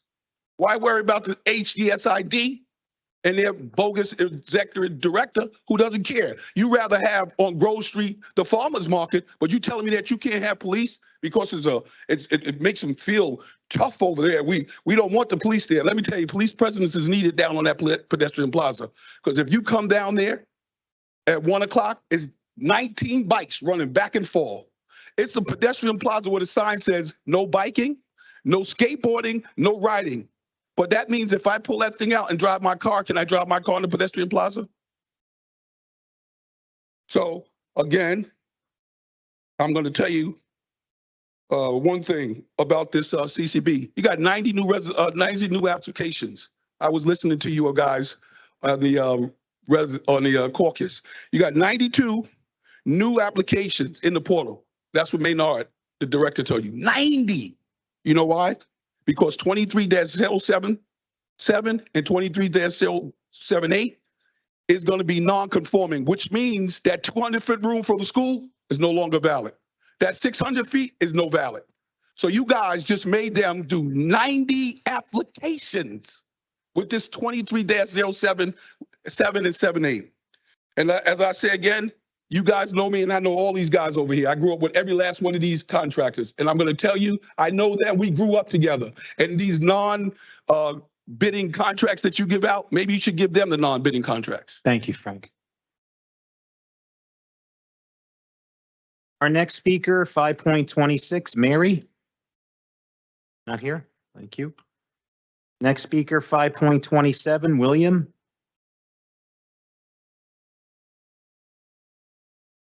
Yes, I'm a local 3 member. I've been in this union for 20 years and I ain't been working for real. And it's like they said, Local 3? on Journal Square, nothing but non-union. I ain't come here for that. I came here I was looking for help. I had a lawyer, James Lisa, he got locked up. I came to y'all looking for help because I'm not low income and they were trying to give me public assistance. So if you got more than 2,500 in your bank and they need 6 statements, they never give you a lawyer. You gotta go find a lawyer in your own. How come that when you looking for a lawyer? So I got a landlord right now. I gave him like 35,000 on Jim Lisa forcing me to give him money. I'm going to court right now and over it. Right now I got a civil suit trying to sue and get my money back. I was out of work because of it.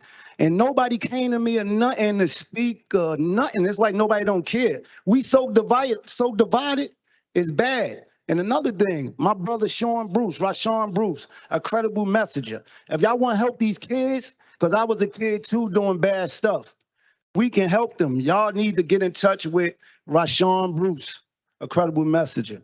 That's all. Thank you. Our next speaker, 5.28, Frank.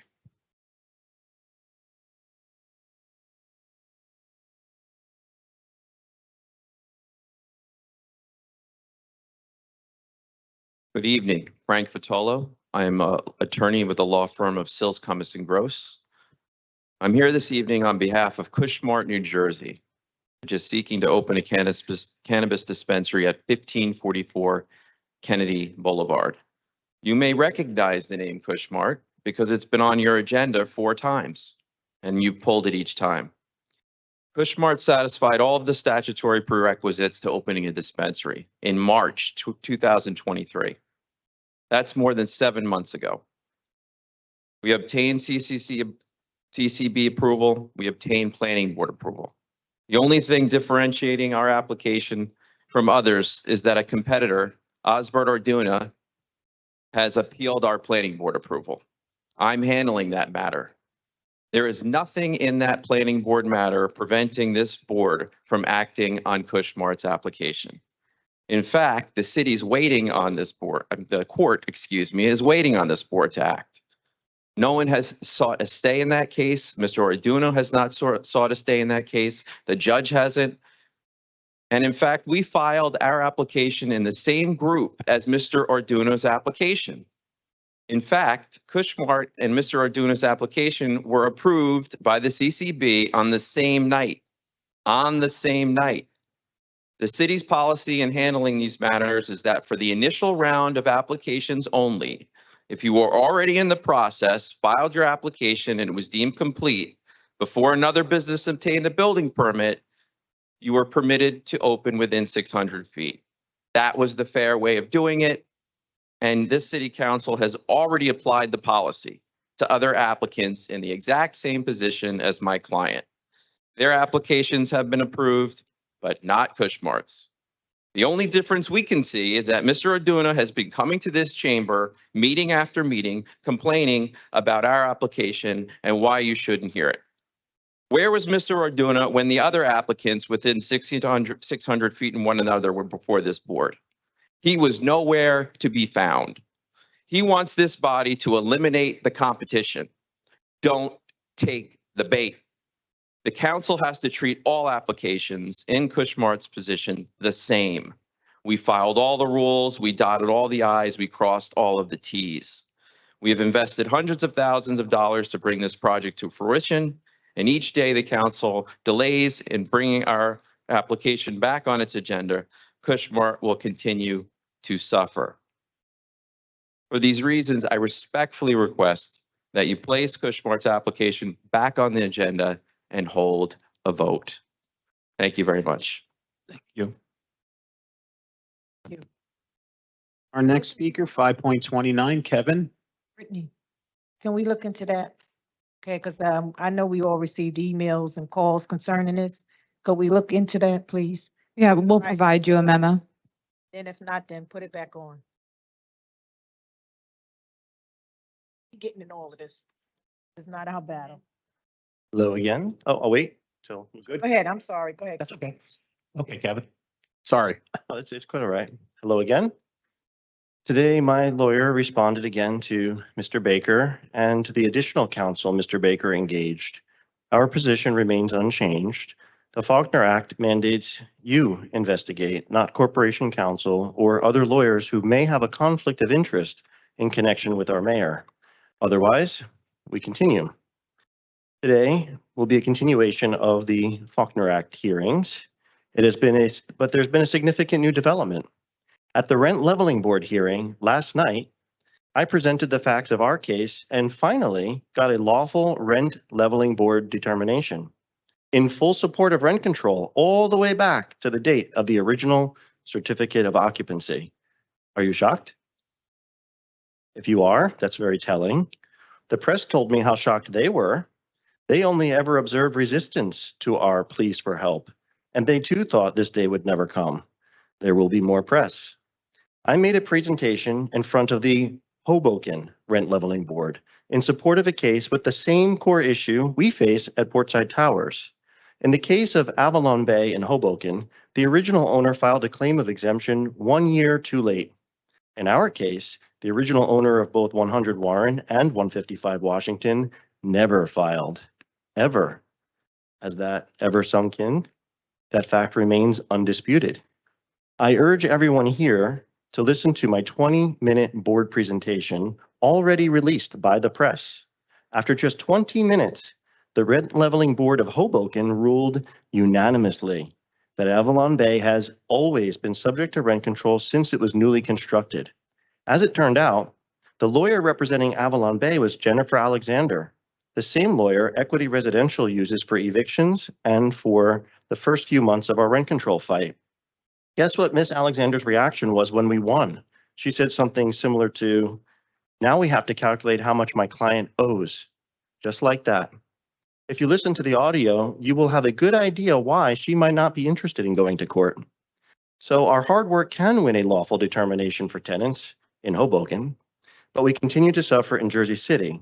Up until now, your refusal to investigate has allowed this injustice to continue, not just in our case, but in many cases. Today, the press covered something very interesting, the 14th Amendment to the United States Constitution. Exemptions to rent control in both Jersey City and Hoboken are governed by the same New Jersey law, yet we are receiving unequal treatment under the law. How can one group of tenants benefit from the enforcement of a statute while the other tenants continue to suffer? If Portside Towers was located in Hoboken, we'd be protected under the law. This is worthy of your investigation without delay. I'm calling for an open and transparent, on-the-record public investigation into the selective non-enforcement of rent control in Jersey City and the due process violation of two tenants whose petitions remain unanswered since February. Thanks, Kevin. Thank you very much. Thank you.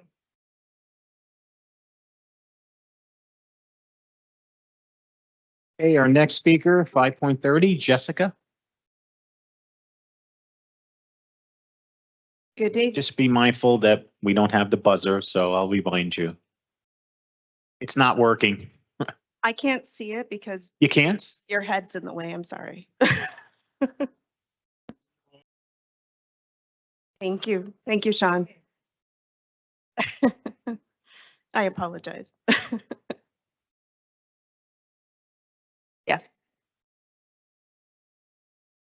So good evening, City Council.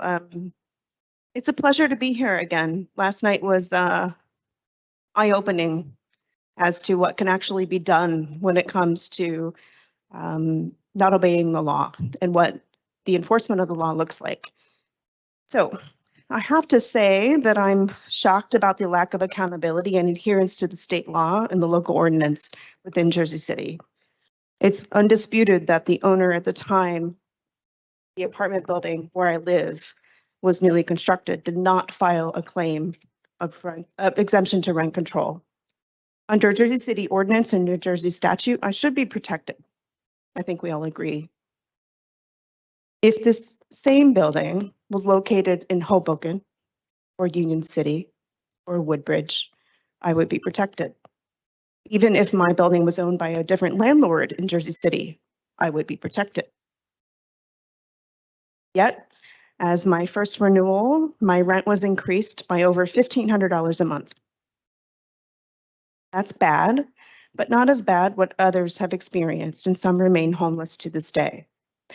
Last night in Hoboken, I heard people describe that their rents were in the, range of 30% increases, and I realized that we have a lot in common.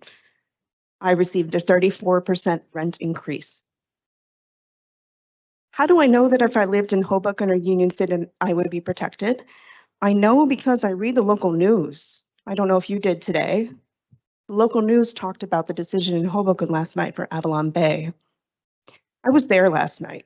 I attended the Hoboken Rent Leveling Board hearing, and I saw how that board evaluated the case, keeping in mind the rule of law in their local ordinance and in the New Jersey newly constructed multiple dwelling statute. It was easy. Almost nothing needed to be said, but a lot was said about the local ordinance and the New Jersey statute. The rule of law was followed and it was executed. Are you familiar with Operation Bidrig? That's when 44 New Jersey politicians were arrested all on the same day by the FBI for damages that were significantly less than what we are all here to bring to light. Unlike Bidrig, which was for the most part a wide net that caught a large number of politicians in various municipalities for a variety of bad actions, Operation Rent Rig relies on an enterprise of people with a defined structure and specific roles who are acting in a coordinated way to extract many millions of dollars of illegal rent. You are at a fork in the road, and many of you have a very difficult decision before you because of the way politics have tended to work in this county. Be a force for change.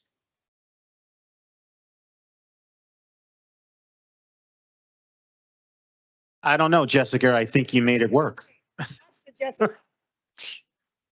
And you finished right on time, too.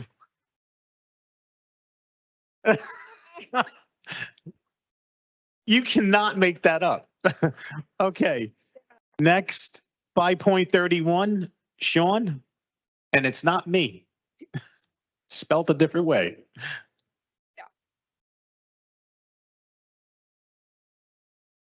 Good evening, council members. Yesterday, I attended the Hoboken Rent Leveling Board, and it was an eye-opener for me. What I noticed was lawyers who spewed a narrative that their client wanted, but not necessarily believing that narrative. Hence, the many inconsistencies of what constitutes a building being rent controlled. I noticed the Hoboken Rent Leveling Board did what was right, not just because it's the outcome Portsiders are looking for, but because they looked to see if Avalon Bay filed exemption paperwork within the required time frame from a certificate of occupancy. They did not. Same as with Portside.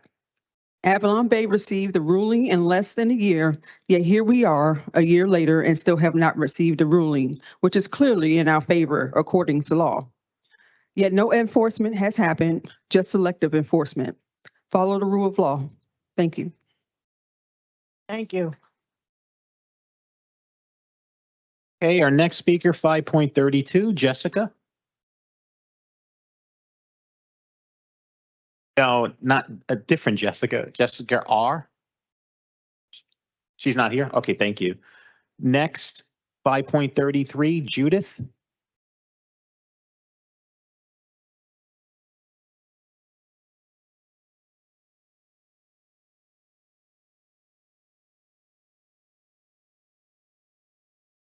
Judith Fury Rogers, senior citizen, 100 Montgomery, 3A.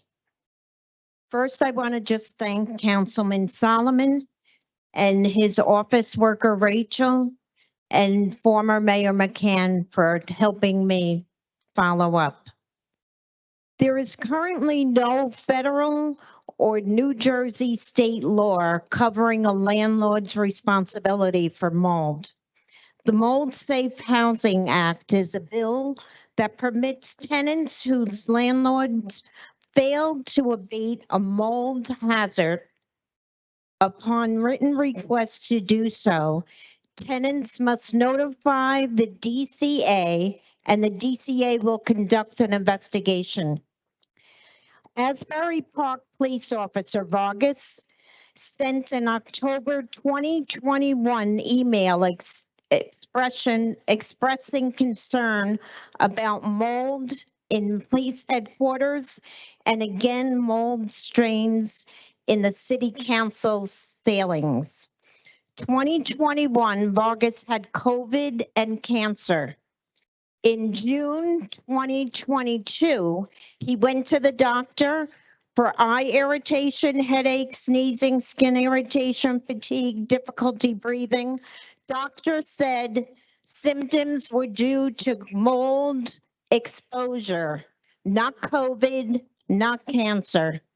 An oncologist confirmed the primary doctor's mold exposure diagnosis. Vargas filed a lawsuit. The New Jersey Veterans Memorial Home at Menlo Park was a target of federal sanctions early this year. The facility was hit with federal penalties over $300,000. They have begun a costly $500,000 mold remediation project. You ask, what does this have to do with 100 Montgomery? I have most of Officer Vargas' symptoms.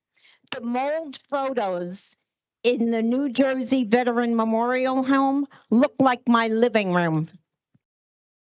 Tuesday, Iris Environmental Laboratories were escorted out of 100 Montgomery when one tenant, Yolanda Campbell, had a self-pay scheduled appointment.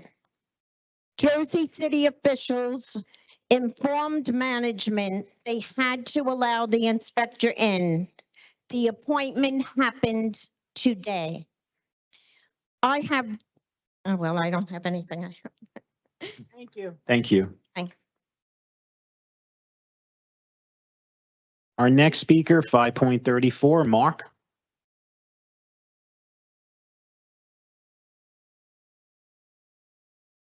Good evening, City Council.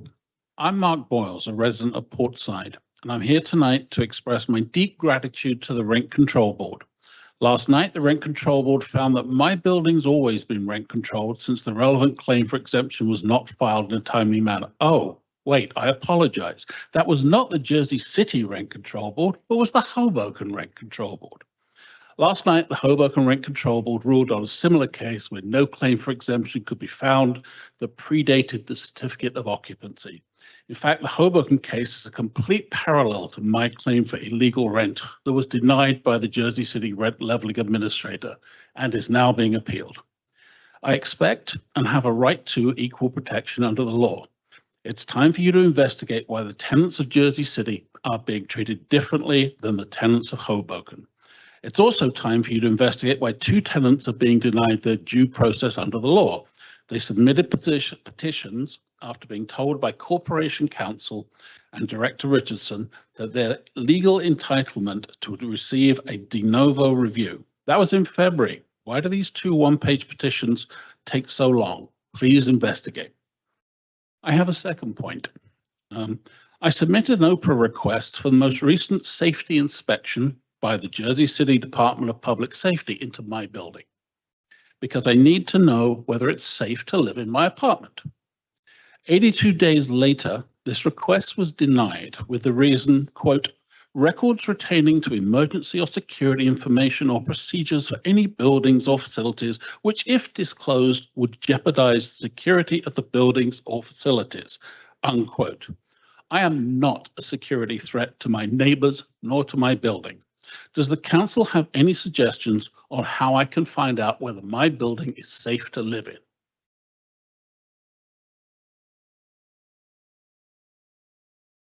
So to know. Thank you.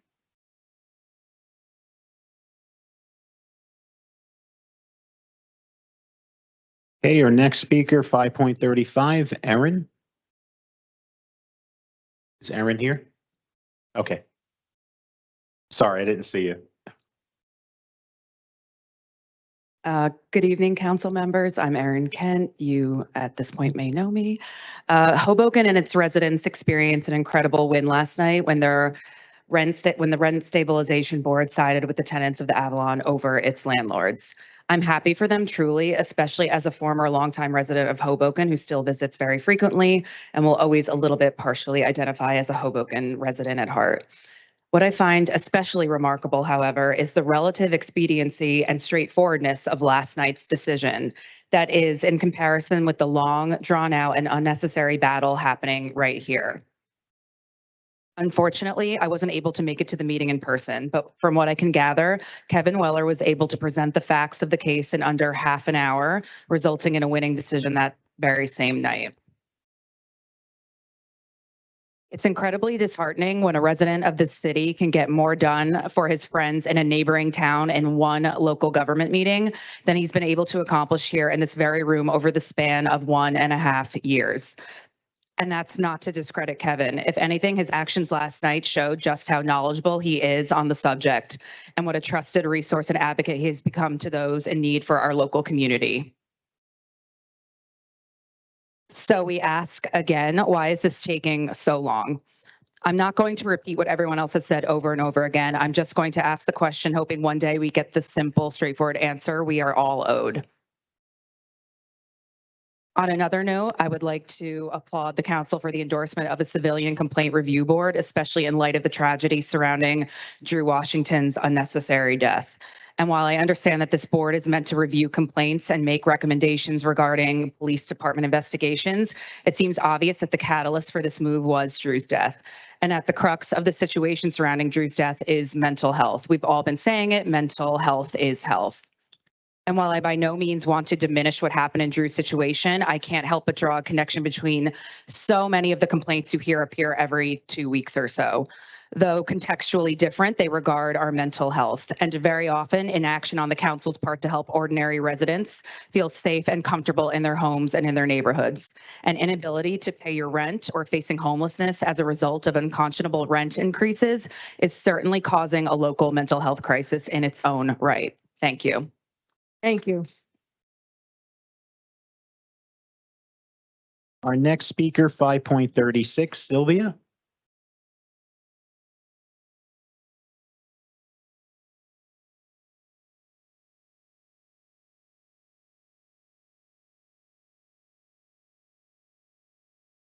Dear council members, I am here tonight to reiterate one more time that as a resident of the Portside Towers, my family, along with hundreds more, is being illegally overcharged by Equity. This has resulted in many families forced to move away because they could not afford their rent anymore. And every week we hear about new families moving because of an additional yearly rent increase that prevents them from keeping their home in Jersey City. We have been coming here for more than a year to explain the situation, and yet nothing has happened. Our team has gathered 1,000 pages of evidence proving that Ordinance 260 should be enforced. Dozens of us have been coming week after week and shared with you some of that evidence, including issues related to corruption and illegal censorship. And yet, nothing has happened. No investigation was open. It's been pointed out before, but still, nothing has happened. So let me try one more time. You all have the power to change the outcome of this issue by initiating an actual investigation. For the Faulkner Act, you must investigate neglect of legal duties by city officials. So we are urging you to do so, because this should not just be a legal action, but also an ethical obligation. You need to investigate why the ordinance is unequally enforced. We want an on-the-record investigation of the corruption of Jersey City's administrative process. Please initiate the investigation. Please help your constituents. We are being ripped off every day, and we've been for years. You are aware of it. We told you about it. We showed you evidence, and we're not going away. So one more time, can you please open an investigation? Can you please help your constituents and do the job you were elected to do? Thank you. Thank you. Our next speaker, 5.37, Emily.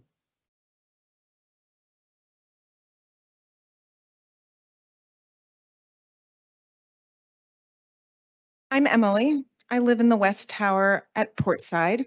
I had the true pleasure of working the election polls at PS 16 last November and meeting one of you. This is my first time speaking in front of this body. I've lived at Portside for 7 years. In all those years, there have been building issues. You will not be surprised to learn, especially with the elevators. But never in all that time did apartment requests for repairs go unanswered. In fact, they were commonly responded to within 3 days, usually 1 to 2. These repairs weren't always effective the first time, but at least they showed up and made efforts to remedy issues. I have now had a fully broken toilet for 26 days. No one has visited to repair. I have this week had to send a certified letter after weeks of emailing did not lead to action. As I suspect you know, landlords must provide the tenant with habitable housing without discrimination. Additionally, landlords must comply with any repair request that the tenant makes during the lease. It's assumed for the landlord to promptly provide these repairs. Moreover, according to the Habitability Bulletin from the New Jersey Department of Community Affairs Division of Codes and Standards, a broken toilet is considered a vital facility. The fact that this is happening while our tenants association undergoes negotiations around rent control compliance due to lack of filing an exemption for both towers, after years and years with a completely different level of service, does not feel like coincidence, but rather retaliation. My story is not the exception either, but the new rule. From other tenants, I've learned that this includes faucets not working, water incursion, and rats all over the entryways. Some residents have shared with me they've had open issues since August. I therefore ask this body to issue a censure to Equity Residential for reducing repair services to both towers at Portside, failing to adhere to the requirements of a landlord and tenant relationship. Thank you.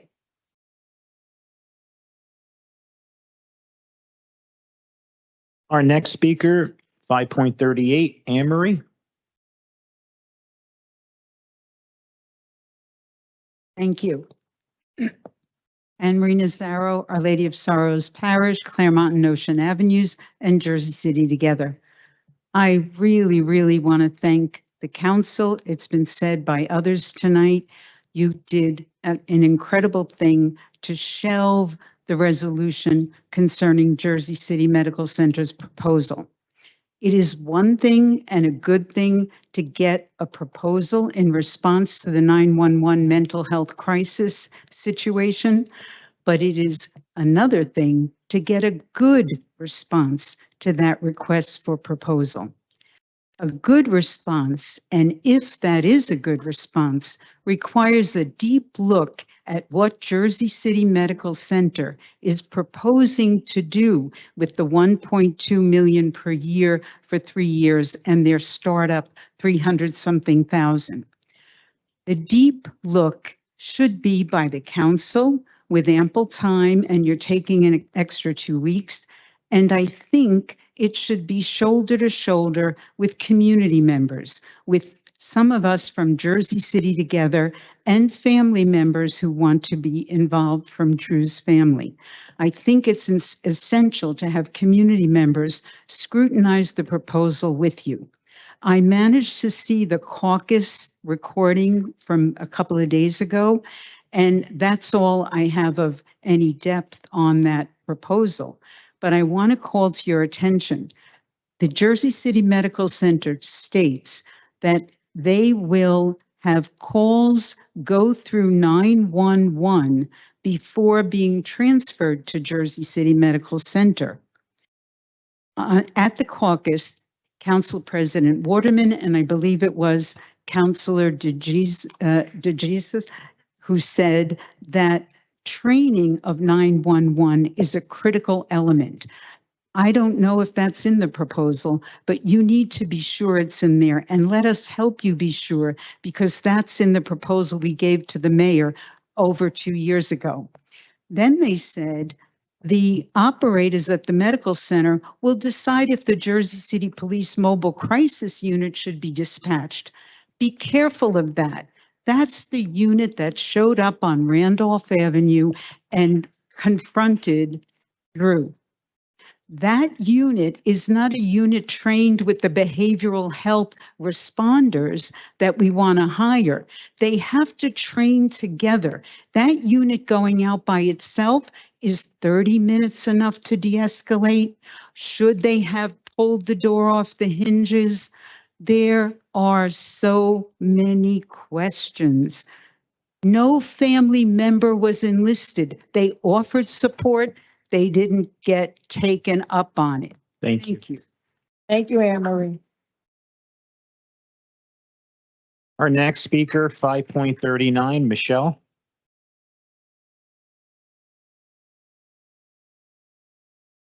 At the last council meeting, you approved Resolution 23-736, authorizing the settlement of Lubna Munir versus City of Jersey City et al. Thank you for the 2 nays in that vote. As you recall, my speech intended to give Ms. Munir a voice. You approved a total of $475,000 to avoid any damaging testimony regarding how the finance office operates. After all, Ms. Munir alleged that she would have had to, quote, falsify financial records to perform as instructed by defendant Metro. But isn't it odd that, 1, an accusation about reporting false cash positions was essentially brushed under a rug at an enormous cost to Jersey City taxpayers? 2, a former council person called for an investigation following Munir's and at least one other whistleblower's accounts, and that his call for an investigation was not heeded. 3, unvetted pilot payments related to our illegal rents have passed through the finance office. 4, a recent Jersey City Times article reported that a former building inspector who was convicted on federal charges of taking bribes was rehired by Metro as a temporary seasonal worker at a cost of $159,000 in 2022 and $143,000 in 2021. The city approved $302,000 of salary that then passed through Metro's office. Additionally, Metro hired the seasonal workers while union workers who normally handle those projects and who earn far less than the business administrators team were never asked to do the work. Just what's going on here? Perhaps a clue lies in number 5, the city's previous business administrator, Brian Platt, under whom Metro worked before Platt was hired as the Kansas City city manager. Isn't it odd that Platt is currently embroiled in a lawsuit because he too attempted to coerce a subordinate to lie about data, which in his own defense, he's been quoted as saying, "Why not?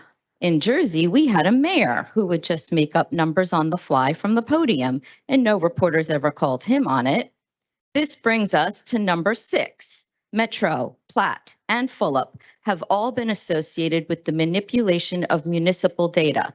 Coincidence? Well, we still have questions about 100 Montgomery Street.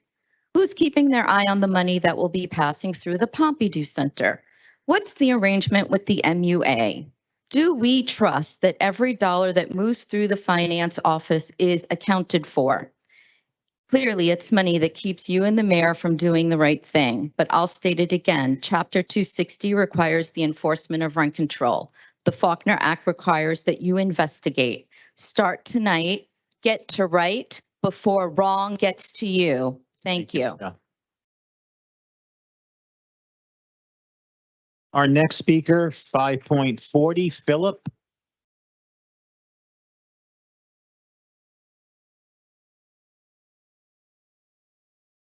On the record, Gallagher. My name is Phil Carrington. I'm here to speak, looking back in retrospect to June 14th and September 22nd. June 14th, Councilman Rivera said to me, "Phil, take a second and respect the rule of law. Concede." On the contrary, for the whole year, I've been asking everybody in the city council to respect the rule of law and respect their law, City Code 296-2.5B, which give me 2 days to appeal, and the business administrator 48 hours. To this day, Rivera have never asked the business administrator to take a second and answer the question. Neither have he done that. And that's inconsistency. And that form of inconsistency is really deceitful and a two-faced hypocrite. We got to play again by one set of rules.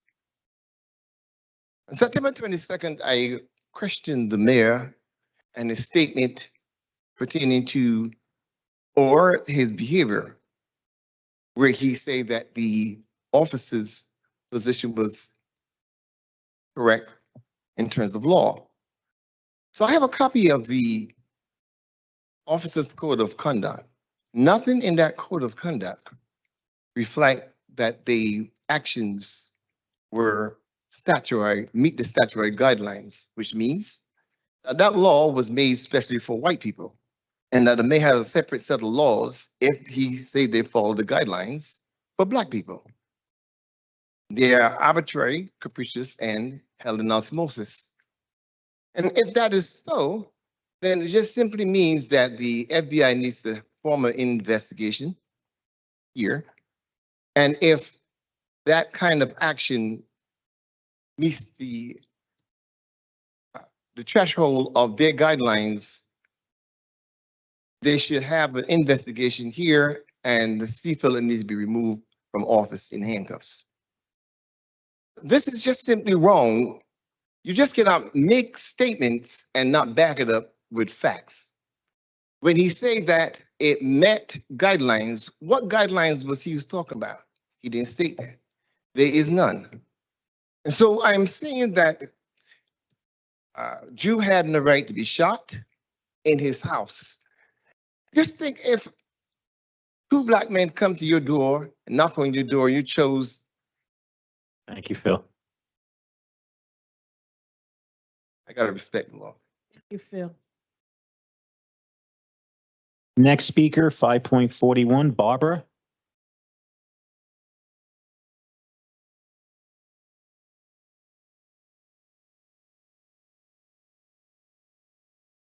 My name is Barbara Goldberg and I live at Portside Towers. I've been up here for almost a full year, pleading with you to do the job that you promised each voter you would do if that person gave you their precious vote. That job is to enforce the laws of Jersey City, and that includes Rent Control Ordinance 260. No filing, no exemption. Clearly, I have faith that you will keep your promise. I even still have faith that you will do that very, very soon. Perhaps to get you back on track, let's look at the Faulkner Act. Let's remember that under the Faulkner Act, the City Council has the power to investigate city officials' neglect of legal duties. Investigating official neglect is the power of the City Council. But it's also the duty of the City Council under the Faulkner Act. Rent Control 260. No filing, no exemption. Thank you. Thank you, Barbara. Thank you. Our next speaker, 5.42, Pamela.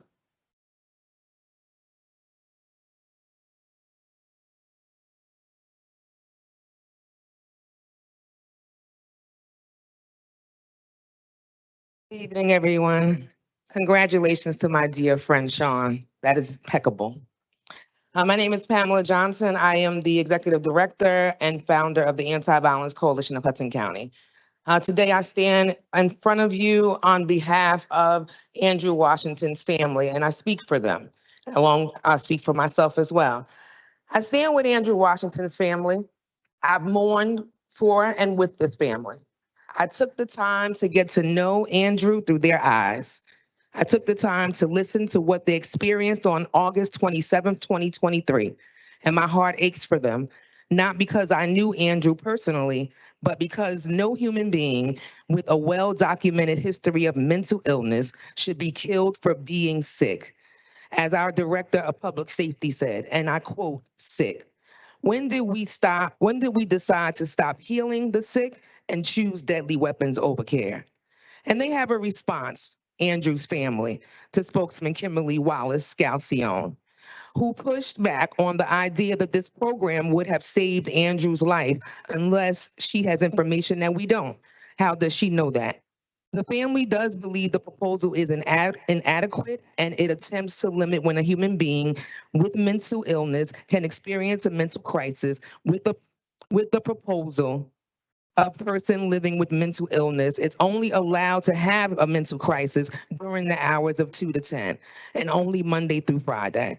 God help those who are experiencing a mental crisis at 1:30 on a Sunday.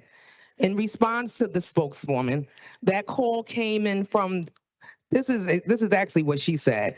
That call came in from the start as a violent and emotionally disturbed person who turned out to be armed and dangerous. No program in the country would send an unarmed civilian into that scenario, including this program.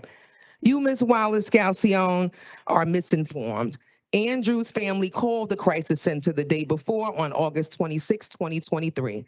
The crisis center transferred the family to EMS and police officers arrived to see Andrew sitting on his porch. The responding officers told Andrew's family he was not in danger or doing anything dangerous, therefore he could not be taken to the hospital for psychiatric evaluation. The last day of Andrew's life included a call to the crisis center again and again. They were transferred to EMS. EMS was told Andrew was not dangerous, but was experiencing a mental crisis. Jersey City police officers arrived and Andrew's family was standing outside his home. The police officers were told by Andrew's family again he was not dangerous and he was alone in his apartment. They told the police officers he was bipolar and had a disorder and schizophrenia, and he is in a mental health crisis. His family begged them not to hurt him. His family asked for the opportunity to speak with Andrew, and they were denied access.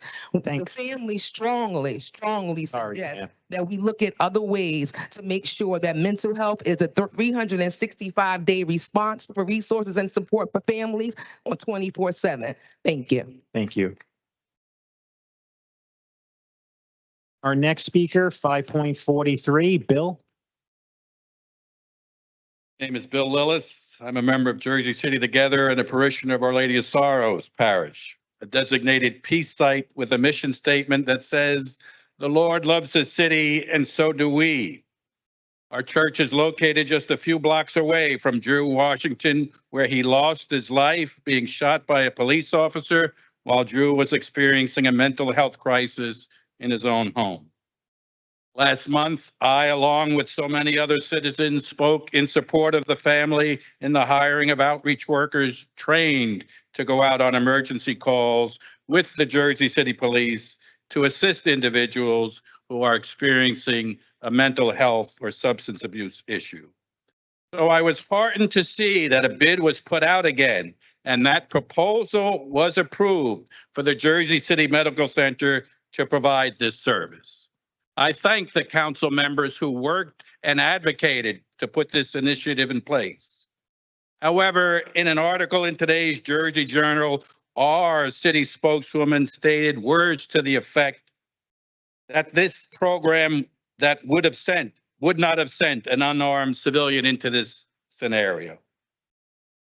So just as I had disagreed with the mayor at that time that the shooting was justified, I now disagree with our city spokeswoman. I think the program Jersey City Together advocated for, had that been in place, that situation would have been de-escalated because Drew would have known the person he was talking to. And that person who was hired would have known Drew. So now, as we go forward with this RFP, we at Jersey City Together will take the time to look at all the details to see where it does and where it doesn't meet our standards. One concern I have is based on what I learned about the proposal, that is only going to be on weekdays from 2 p.m. to 10 p.m. The call for assistance for Drew came on a Sunday. Had Jersey City Together been involved in the negotiation process, we would have advocated for a 24/7 program. If I was having a heart attack on a Sunday afternoon, the medical support I'm sure I would have received would have been provided on that Sunday afternoon. So while I commend the administration and the medical center for moving forward, we advocate for a 24/7 program. We use the city's tax dollars to assist when a fire takes place 24/7. We use the city's tax dollars to assist when someone has a medical emergency. Someone with a substance abuse or mental health issue deserves the same treatment. Thank you. Thank you.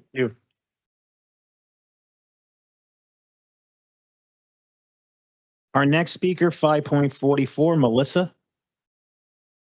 Is Melissa here? No. Next speaker, 5.45, Sabrina. I didn't see Sabrina. Okay. Next, 5.46, Cynthia.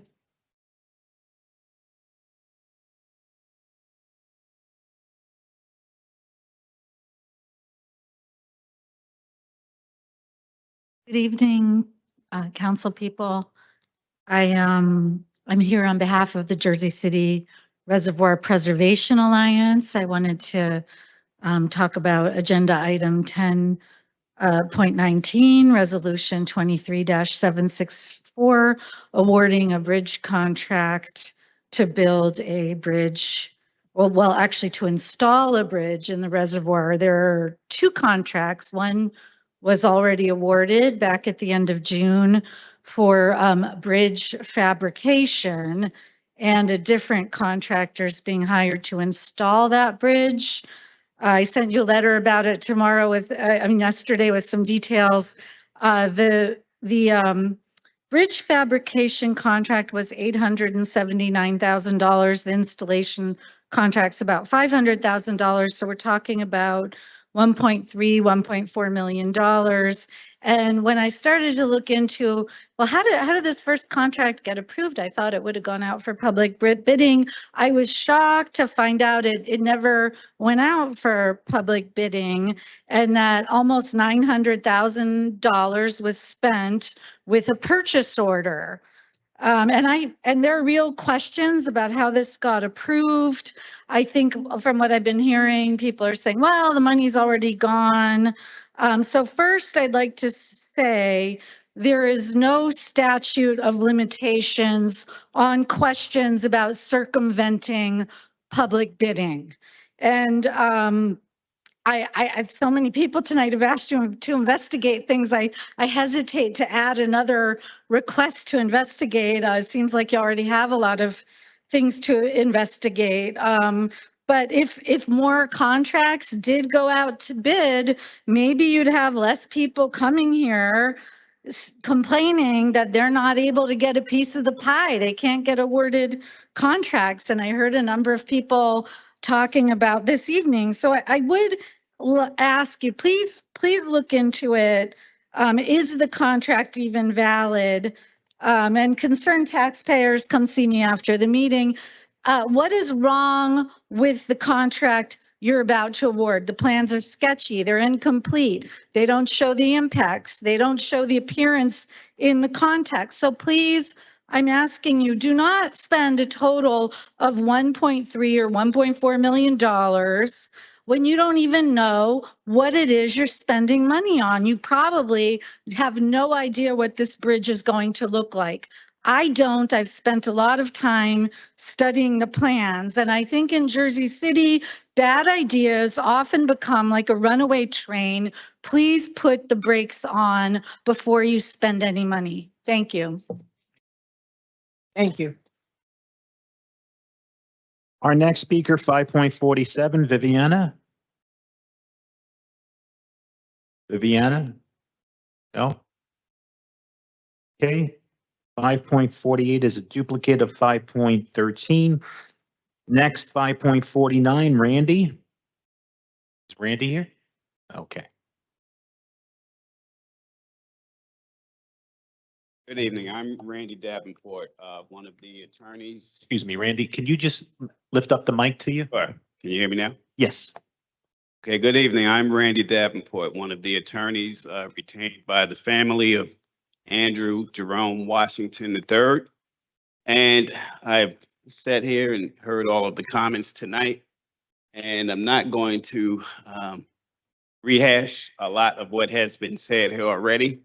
I think that the city of Jersey City has great residents. These residents of Jersey City are a resource that should be employed in this situation.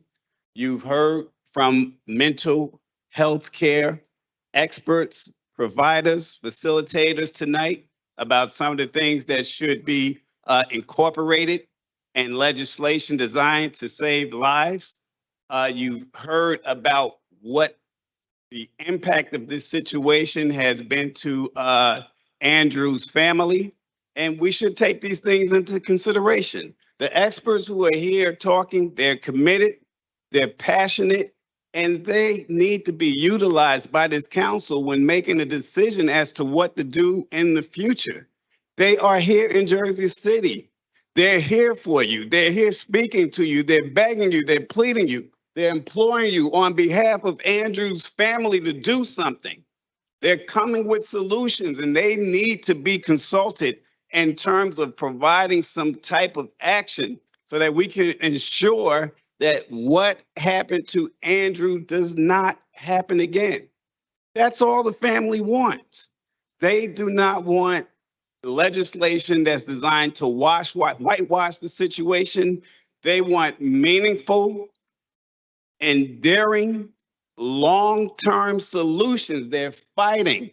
They want solutions here. And so when I read the statement that has been referred to and attributed to the mayor's spokesperson that he was a violent and emotionally disturbed person who turned out to be armed and dangerous, if that is not a case of pouring salt on the wounds of a family who are here just fighting for justice, fighting for change, not just for their family, but for other families in Jersey City. And this tone deaf, callous statement is made to this family.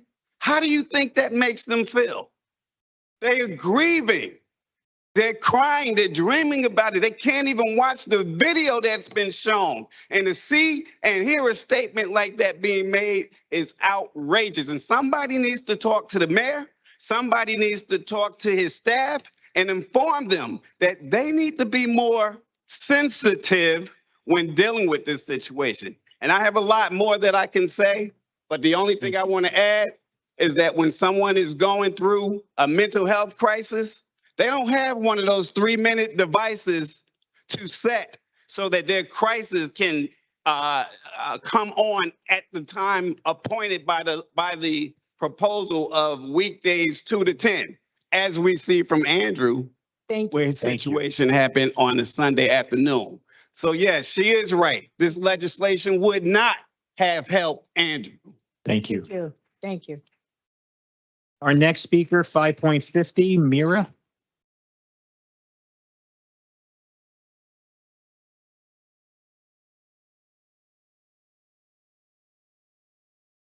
Good evening. My name is Mira Jaffrey, and I'm here for the Jersey City Reservoir Alliance. And I agree with everything that Cynthia Hygianis said, not just as a board member, but more importantly, as a member of the Jersey City community. I find it a problem that the city has entered into a purchase agreement in this manner to purchase a 96-foot bridge for a historic landmark from a company that makes playground equipment for nearly $1 million without getting bids is completely inappropriate. I'm also troubled that the city did not more fully address the well thought out concerns of the Jersey City Preservation Alliance. They're the ones who got the Jersey City Alliance to be a historical landmark so it couldn't be developed on, so that people all around Jersey City could enjoy this natural treasure. They should have been there should have been much greater communication with the local community before this decision was made. I would like to point out that it is simply untrue that the city needs to build a bridge in order to open the reservoir now. The reservoir could be opened tomorrow if the city wanted it to. Temporary measures such as temporary barricades could be used to allow access now. In fact, construction of the bridge now will delay the city's ability to open the site. Even if there was if people were allowed to go around the entire site, they kind of wouldn't be able to because the structures are crumbling. The wall in certain areas is crumbling. It's unsafe. There are more urgent needs at the reservoir that should be prioritized.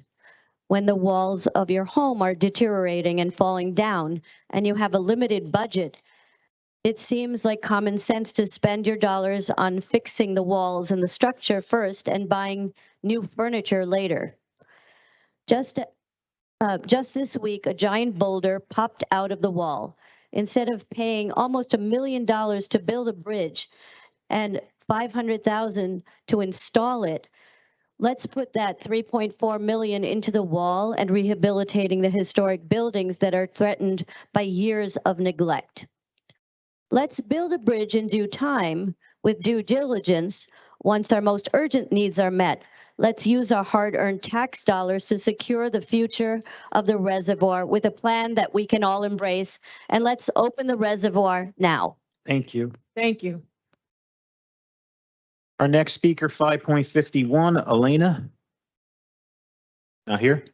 Okay, and not on your speakers list, and someone who signed up before the meeting started, 5.52, Charlene, who was our last speaker.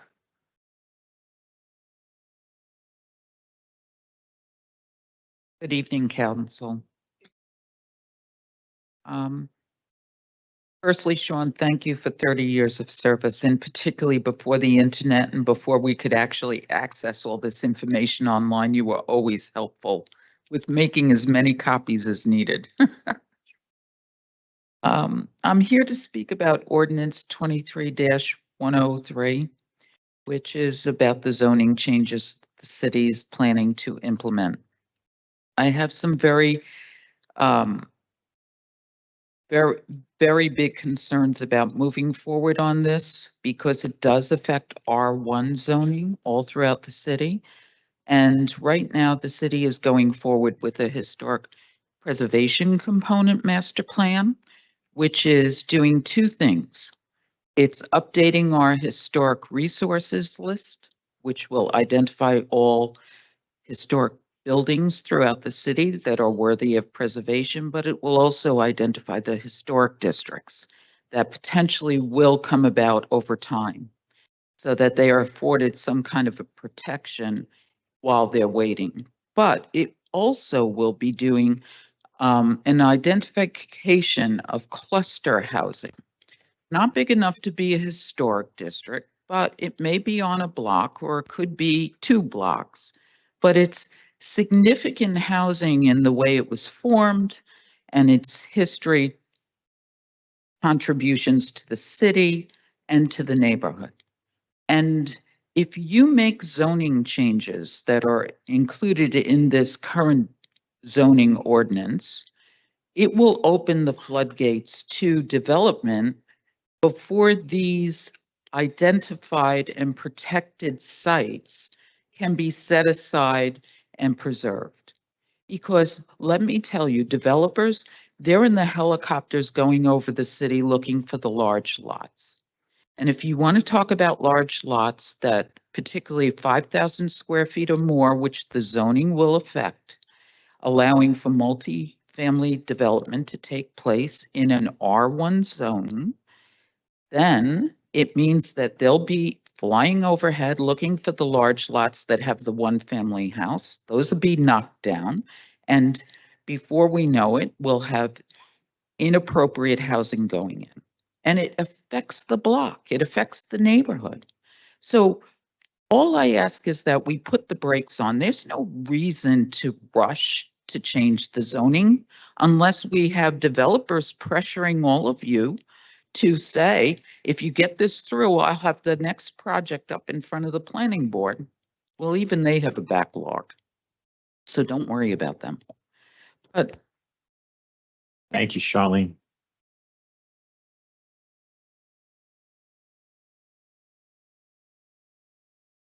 Okay, that concludes our public speaking portion of the meetings. I So, want to ask the attorneys a question. sure. When it comes to the Portside situation, it's been some time now. Why haven't they went before the board? Sure. We've provided a timeline previously. They are scheduled to go before the board next week on the 19th. If you want me to go through the timeline a little bit, there was a determination made, a supplemental determination made back in December of 2022. There was a briefing schedule. It was put a few months out. There was originally supposed to go before the board in April. And then there was some, an attorney was hired in March. There was continual different requests for more time, things like that. And then again, we informed the council that they wanted to proceed with mediation to see if that worked out. That occurred over the summer. There was no resolution to the best of our knowledge, and now they're scheduled to go before the board next week. So next week they stand before the board. Correct, the rent leveling board. Yep.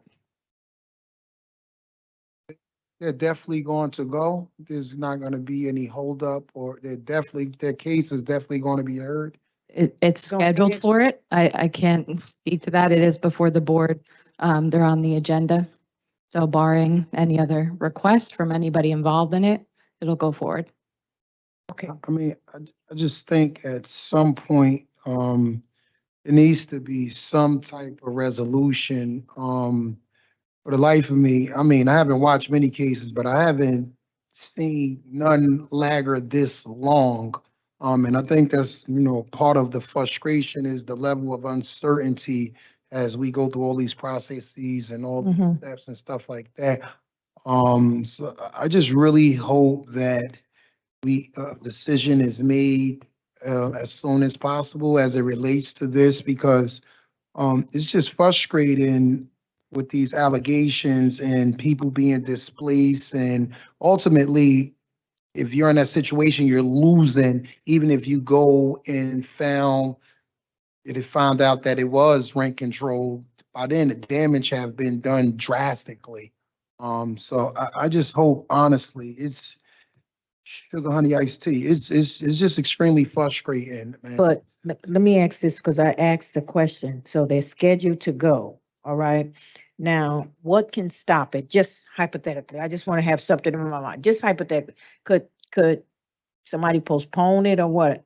It's really just if there's a request for adjournment to That's the postpone only it. thing that pretty That's much what's could stop happened it. previously, and just to say, the delays have been, separate requests from the attorneys, joint requests. We've done everything to accommodate the board, and the board attorney has. We asked for updates on it. So it is a process. It does take a long time, and there's been various requests for why it's been postponed, but it is scheduled to go. I think hopefully it does. Okay. All right. That's what I wanted to know, because they've been here over a year and they should have had an answer by now. So we did our due diligence, believe it or not. That's why we have the board, the rent board, because if you disagree with the director, then you could take it to the board. All right. Now, based on the decision of the board, if you're not happy with that, then you could come back to us and say, well, we didn't feel it was a fair shot or whatever. Do you understand what I'm saying? Because then we could investigate what we thought was wrong. We can have an investigation, because we can't say what was wrong until an investigation take place, right? But it has to go before the board, right? It has to go before the board. We can't make no other decision. That's what's put in place as the council, is that board when there is a disagreement. And that's why I want to know, have you been before this board yet? So right now there is none, right? Is that right, Brittany? That's the way it can go? If there's a disagreement with the board. Once the board renders its decision, either party is able to appeal it to the Superior Court. Okay, that's how it That's the goes to the next process. Superior Court. Correct. Do it come back to this council at all? I want clarity. No, the council should have actually no involvement in the process. It goes Okay, from the rent leveling administrator to the rent leveling board to the Superior Court. that's how it And works. then there's more appeals from there if anybody so chooses, but normally it is those three avenues. That's the way it goes. So let me ask this question, because there's been allegations that as a council, we do have a certain set of powers to intervene in a situation where the law is not being followed, per se. So what if any powers in your assessment that we do have? Because so you're in essence saying that we should stay out of this. We should let the process play out, right? And then there's another side is saying, oh, no, the council have the jurisdiction to intervene if X, Y, and Z is not transpiring. Now, we're not legal, right? We're elected officials. At least I'll speak for myself. I don't have the expertise to know where do I stand in this whole situation. That's just honest. I rely on legal because you guys are here to advise us from a legal perspective. Correct. So we've advised that the council should stay out of the rent leveling process. That's the number one recommendation. It is on the agenda. It's one of the resolutions. We have engaged an outside independent counsel to review the process. He has reached out to the Portside Towers attorney. They are speaking with one another. He's going to review our processes and our policies and make any recommendations. And that's an outside perspective, just because obviously we've been involved in it here.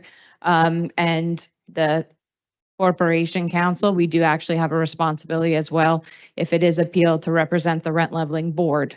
So we want to be outside the process as well. So we've engaged this outside counsel to review our practices and policies, and then we can give recommendations and see if there's any additional action that the council could take based on those recommendations or anything else.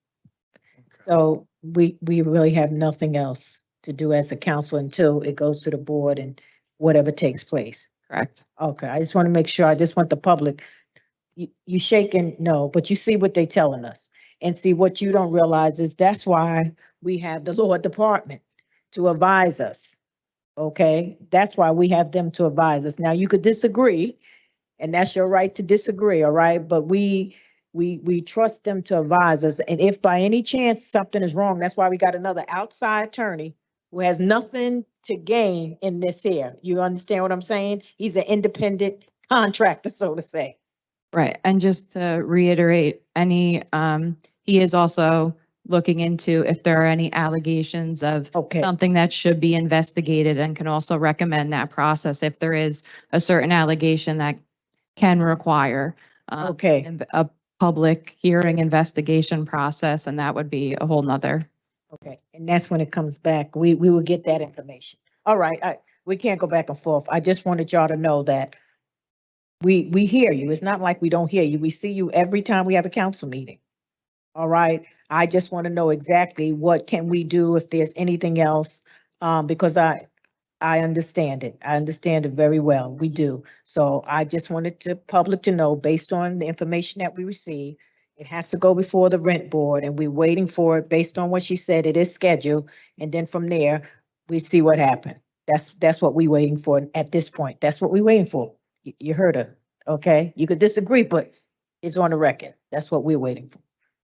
All right. Thank you. Go ahead, Sean. Great timing. Okay. Any questions or comments on petitions, communications 6.1 through 6.30? Sean, could you provide my office with a copy of 6.1? What was that, Councilman? Could you provide my office with a copy of 6.1? Absolutely. Would the rest of the council like to have the copy too? Thank you. Okay, very good. Will do. Any questions or comments on Office of Communications 7.1 through 7.14? Any questions or comments on Report of Directors 8.1 through 8.3? On to our claims and addendums number 1 and number 2. Council members are going to be taking a vote on claims and addendums number 1 and number 2. Councilperson Prinzary. Aye. Councilperson Baggiano. Councilperson Saleh voted aye earlier. Councilperson Solomon. Aye. Councilperson Gilmore. Aye. Councilperson DeJeece. Aye. Councilperson Rivera. Aye. And Council President Waterman. Claims and addendums number 1 and number 2 are approved 8-0, with Councilperson Ridley absent. Council President, sorry, Clerk, can I pause for 1 second? I apologize for Report of Directors. I wanted to flag something in FBA at 8.2 executive order for the mayor establishing the Animal Care Advisory Committee, and we received some communication from Liberty Humane. As if you could help just brief the council on what's going on. Yeah, absolutely. We do have a meeting with Liberty Humane tomorrow to discuss a transition plan. The city will absorb those services of sheltering and animal control effective January 1.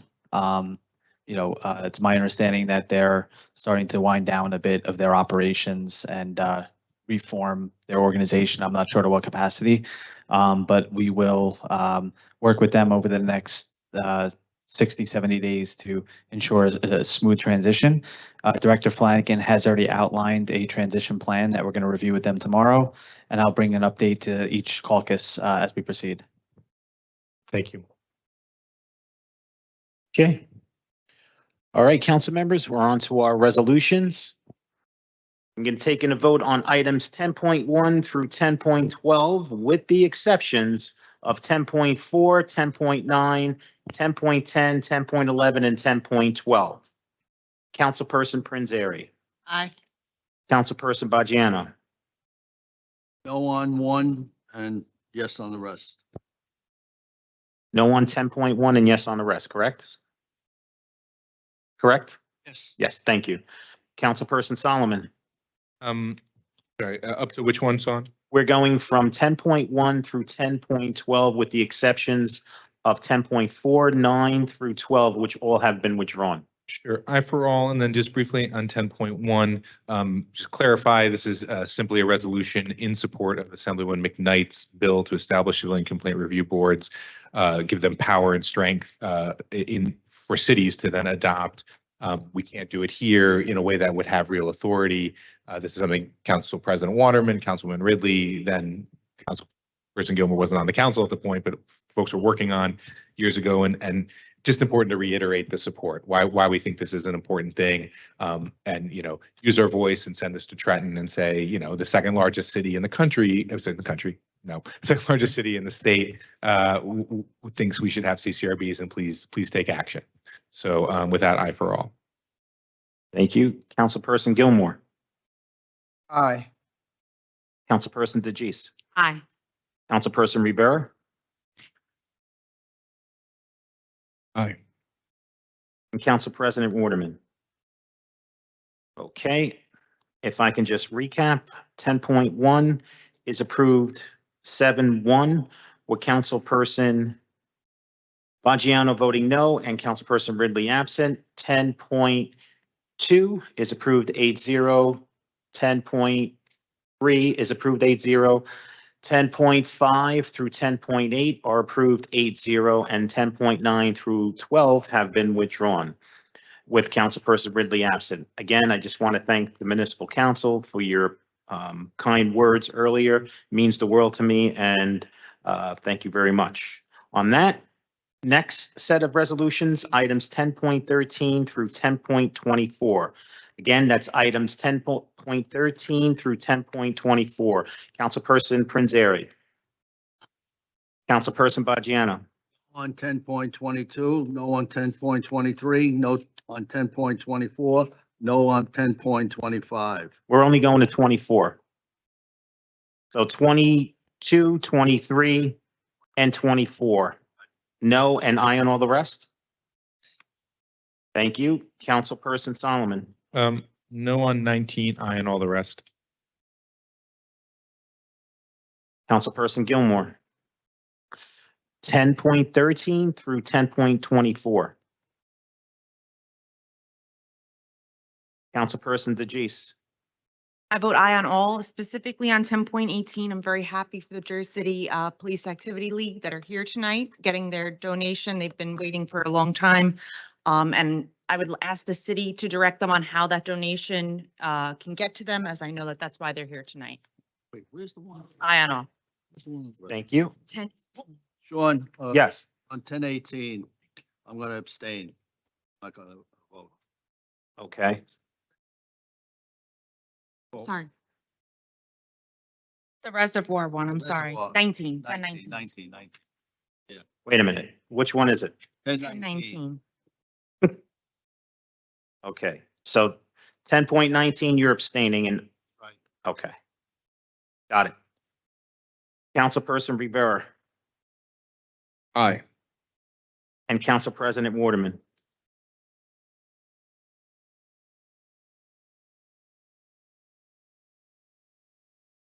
Okay. Just give me No, and I one. want to say something on that 10.19. It's getting annoying. This reservoir's been closed for 3 years. It's got to get open. They totally lately have they've ignored the community, and the people up there are quite upset about this whole thing. I mean, it's getting to be very, very aggravating, and this whole thing has to stop. Okay. So just to recap, items 10.13 through 10.18 are approved 8-0. Councilperson Ridley absent. 10.19 is approved 6-1-1 with Councilperson Solomon voting no and Councilperson Baggiano abstaining. Items 10.20 through 21 are approved 8-0. Item 10.22 is approved 6-1-1 with Councilperson Baggiano voting no and Council President Waterman abstaining. Same for 10.23, 6-1-1, same vote. Councilperson Baggiano no, and Council President abstaining. And last, 10.24, 611, with Councilperson Bajano voting no and Council President Waterman abstaining, and all with Councilperson Ridley absent. For the balance of our resolutions, items 10.25 through 10.30, with the exception of 10.29, which has been withdrawn. Councilperson Prinzary. Aye. Councilperson Bajano. Aye. 10.25. Five. And aye on all the rest. Just looking up the other- I just wanted to be fair because you did vote on 10.25 earlier. No problem. I'm here 30 years. Councilperson Solomon, Aye. Councilperson Gilmore, Councilperson DeGise, Aye. Councilperson Rivera, I'm gonna vote aye, but even though this item is taken off 1029, I'm begging my council people, my council colleagues, make sure that we really dissect this so we can get this right. Don't rush this. Make sure that all ends are met because we are dealing with sensitive situation here. If you don't get it right the first time, you don't get do-overs. Make sure that you sit down and get the planning going the right way. Do not rush this. I vote aye. thank you, and Council President Waterman. Thank you. Okay. Just to recap, item 10.25 is approved 611 with Councilperson Bajano voting no and Council President Waterman abstaining. Items 10.26 through 10.28 are approved 8-0. Councilperson Ridley absent, and 10.30 is also approved 8-0 with Councilperson Ridley absent. Motion to adjourn at 9:13 PM was made by Councilperson Rivera. May I have a second? Second. Second by Councilperson Prinzary. On the motion to adjourn at 9:13 PM, Councilperson Prinzary, Councilperson Bajano, Councilperson Solomon, Councilperson Gilmore, Councilperson DeGise, Councilperson Rivera, and Council President Waterman. Motion carries 7-0 to adjourn at 9:13 PM with Council members Ridley and Saleh absent. Thank you so much, everyone present and everyone watching at home. I apologize for the live stream not working in the beginning, but we did get it corrected. And remember, as always, teamwork makes the dream work. Have a great night. Stay safe.